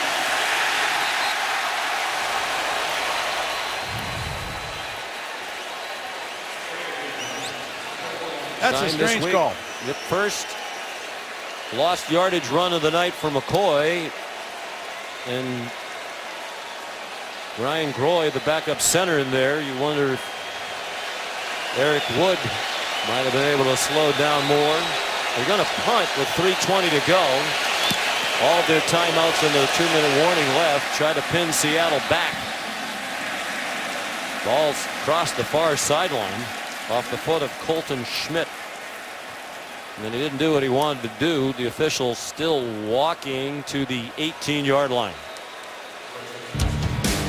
Buffalo ball, a 6-point lead, just a 27-yard punt. Saturday, undefeated at number 3 Michigan, led by Mr. Everything. Jabril Peppers, the Heisman Trophy candidate. They'll be in Iowa City at Kinnick Stadium to take on the Hawkeyes. That's at 8 p.m. Eastern Time, 5 Pacific. On ESPN, also streaming live on the ESPN app and watch ESPN. 1st and 10, Seattle trying to protect the 6-point lead. They come out throwing. They've run the ball only 10 times all night. Wilson got it off to Jimmy Graham for a loss on the play, and Buffalo will use its first timeout. No confidence at all in their running game. Seattle running backs 7 carries for 7 yards. They're going to lean on Russell Wilson's arm to get this done. 3:04 to go here at CenturyLink Field. The Seahawks leading Buffalo 31-25 in front of the largest crowd in the history of this stadium. 69,084. 2nd and 11 Seahawks. They're about to run their 40th offensive play of the night. Buffalo's run 73. C.J. Prosise taken down by Preston Brown, and Buffalo will use another timeout, leaving the Bills with 1 and a 2-minute warning. 2:59 to go.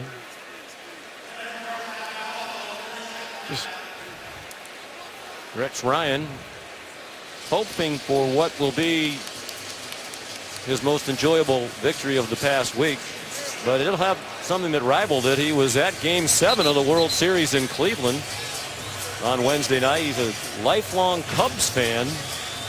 With the extra day of preparation because they were playing on Monday night, he said why not. He took his staff, 15 staff members, on a bus down to Cleveland, but they left during the rain delay and did not see the Cubs win.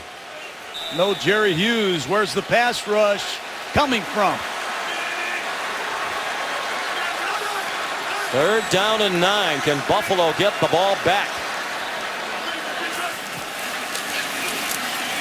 5-man rush. They get to Wilson and get him down around the ankles. Kyle Williams, the 11-year veteran out of LSU, the longest tenured Buffalo Bill, with a huge sack. Timeout Buffalo after the Bills' 4th sack of the night. Their league-leading 30th of the year. And he beats right guard Ifedi, who's a rookie. It's a stunt. Great effort by Williams. And remember, Jerry Hughes blocked the punt in the 1st quarter. And Buffalo got there easily. They used the stunt with Sergio Brown. They rejected Ryan's punt. Will they bring the same stunt? Number 38, Sergio Brown, with a stunt. Let's see what special teams coach Danny Crossman has in mind. Will he come after Ryan backed up or set up a return? With the dangerous return man, Reggie Bush, back for it. He's actually their backup. Punt returner Brandon Tate out with a concussion tonight. The Buffalo should get excellent field position. 4th and 18. Ryan standing in his own end zone. Bush just on his side of the 50-yard line.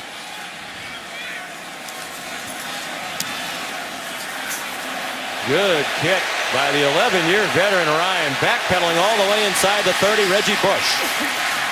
And he gets stood up and dropped at the 40-yard line. Nico Thorpe, Kevin Pierre-Louis. Big time punt in a big situation by Ryan, 62-yarder. Reggie Bush has a history of doing this. Great down the field coverage by the Seahawks. Kevin Pierre-Louis. Nico Thorpe. Buffalo's got no timeouts left. They push this all the way to the 2-minute drill. Tyrod Taylor's been excellent tonight, but it's time to cut a few loose.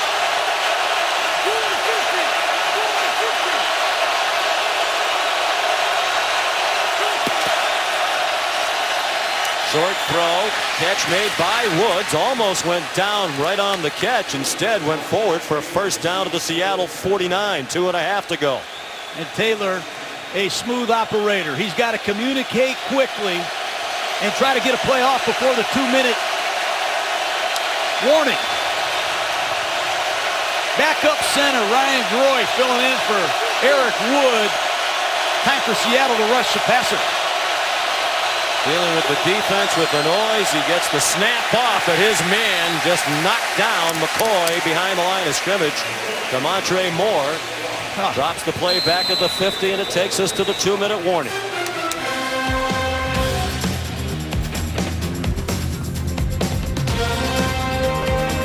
Warning here in Seattle. Hi, everybody. I'm Steve Levy. Randy, Charles, and Matthew will join me for the GMC post-game report on the field post-game. And then Scott Van Pelt and Louis Riddick will take a little psychology exam. And Scotty's one big thing on the Raiders. See on SportsCenter at night. Immediately following the game, Sean and John, take us home. All right, Steve, thank you. 2nd and 11 for Buffalo.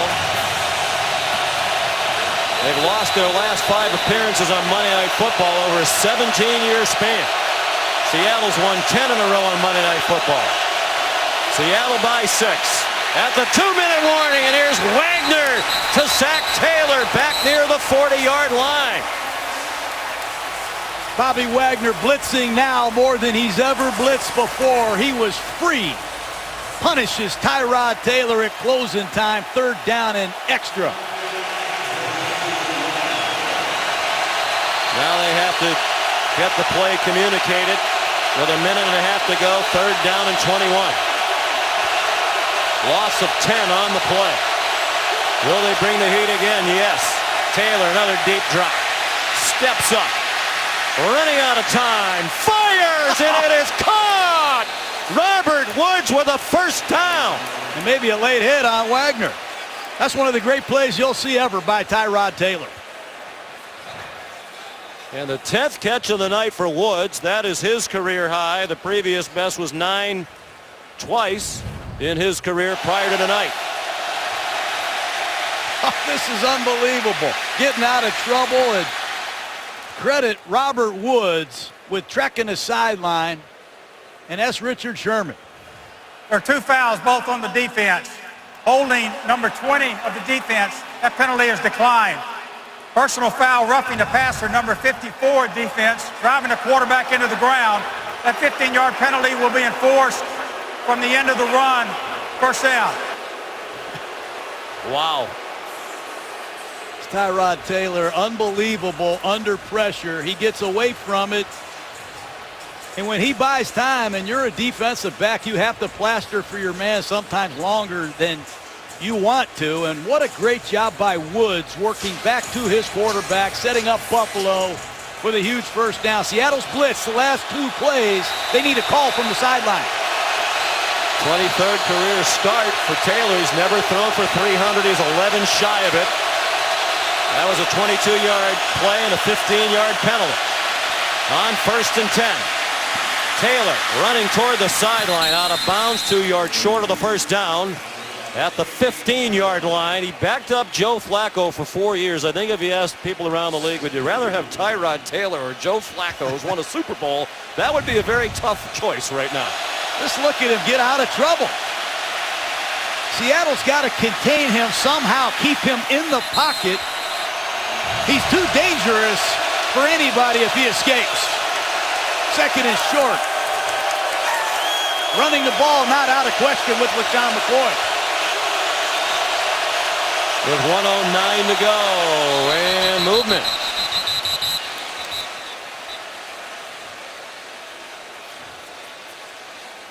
Frank Clark saying the Bills flinched. While the Anderson's crew still talking it over without him for the moment. Offsides, number 55, defense, unabated to the quarterback. 5-yard penalty, first down. Seahawks have been a penalized team. They have led the league in penalties a couple times, and once again, it's Frank Clark off early at the top of the screen. Running the ball, not out of the question. McCoy's in the pistol. If they do, they'll have another play ready to go very quickly. From the 10, it is McCoy. Nothing doing to the left, goes to the right, down to the 7. Bobby Wagner yet another tackle, and the clock's going to go under 1 minute remaining. I don't mind that call at all. Make Seattle use their timeouts, use the clock. And remember, the whole theory of this Seahawk defense, it's the blade of grass theory. They want to defend every blade of grass. At the end of the game against Miami, look at the effort by Cassius Marsh at closing time to launch himself and end Miami's day. And then the Arizona Cardinals. It was this play that set up the missed field goal. Earl Thomas, he's got to defend every blade of grass. Flying to the outside, he gets David Johnson. That's just tremendous effort. That's how the Seahawks defense is set up. They finish. They defend every blade of grass. And they're going to have to do it again tonight because Tyrod Taylor has given them all they want. Pete Carroll actually used the timeout. Perhaps trying to save some time. Time shouldn't be a problem for Buffalo with more than a minute to go on the 7-yard line. He's thinking he might need time after a Buffalo touchdown. Taylor. That's a big play. Lost a yard. KJ Wright dropped him, and now the clock will run. Or has Seattle called another timeout? They have. Wow. They want to give Russell Wilson time. You're going to see McCoy come across and try to protect the defensive end, Cassius Marsh. Not happening. And Tyrod has to escape. And there's that one-on-one tackling of KJ Wright. That's not as easy as it looks. Buffalo has 2 plays. Pete Carroll has chosen to use his timeouts to give his quarterback time. They'll need a field goal should Buffalo score a touchdown. I like that move by Carroll. Downtown Seattle is with their Seahawks. No back formation. Can that strong red zone defense rise up again? Taylor in trouble and swung down by Cliff Averill.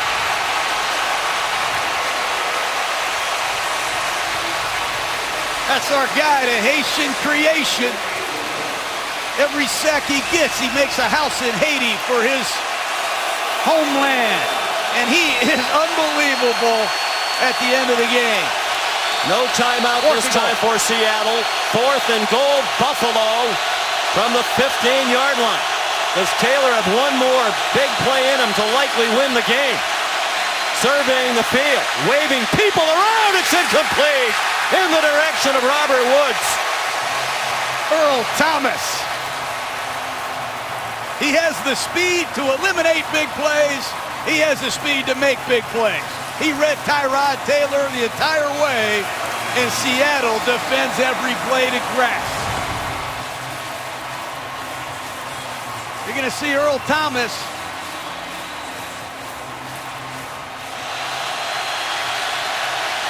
Tyrod looking for action, and Earl Thomas makes an excellent play from his far safety position.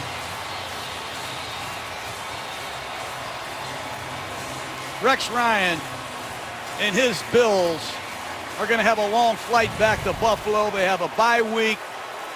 He said they were going to empty their tank tonight, give it everything they had. You have to compliment them for their effort. And he said, I like the direction we're going in, and you can understand why. His quarterback is an emerging star. They held the ball for more than 40 minutes, and they're going to lose in one of the toughest places in the NFL to win. And still some big concerns for Pete Carroll. They can't run the football out of their own shadows. But they defeat a game Buffalo team tonight to open up a 2-game lead over Arizona in the NFC West. And Buffalo falls to 4-5. Bobby Wagner 16 tackles in victory for the Seahawks. Buffalo ran 82 plays to 42 for Seattle. Tyrod Taylor 27 for 38 for 289 yards, a touchdown and an interception. He ran for 43 yards. Stay tuned for the GMC postgame on SportsCenter coming up next. Final score is the Seahawks 31 and the Buffalo Bills 25. We'll be back in a matter of seconds to reveal this week's choice for the Gruden Grinder. Thanks for watching Monday Night Football from Seattle. More in just a moment.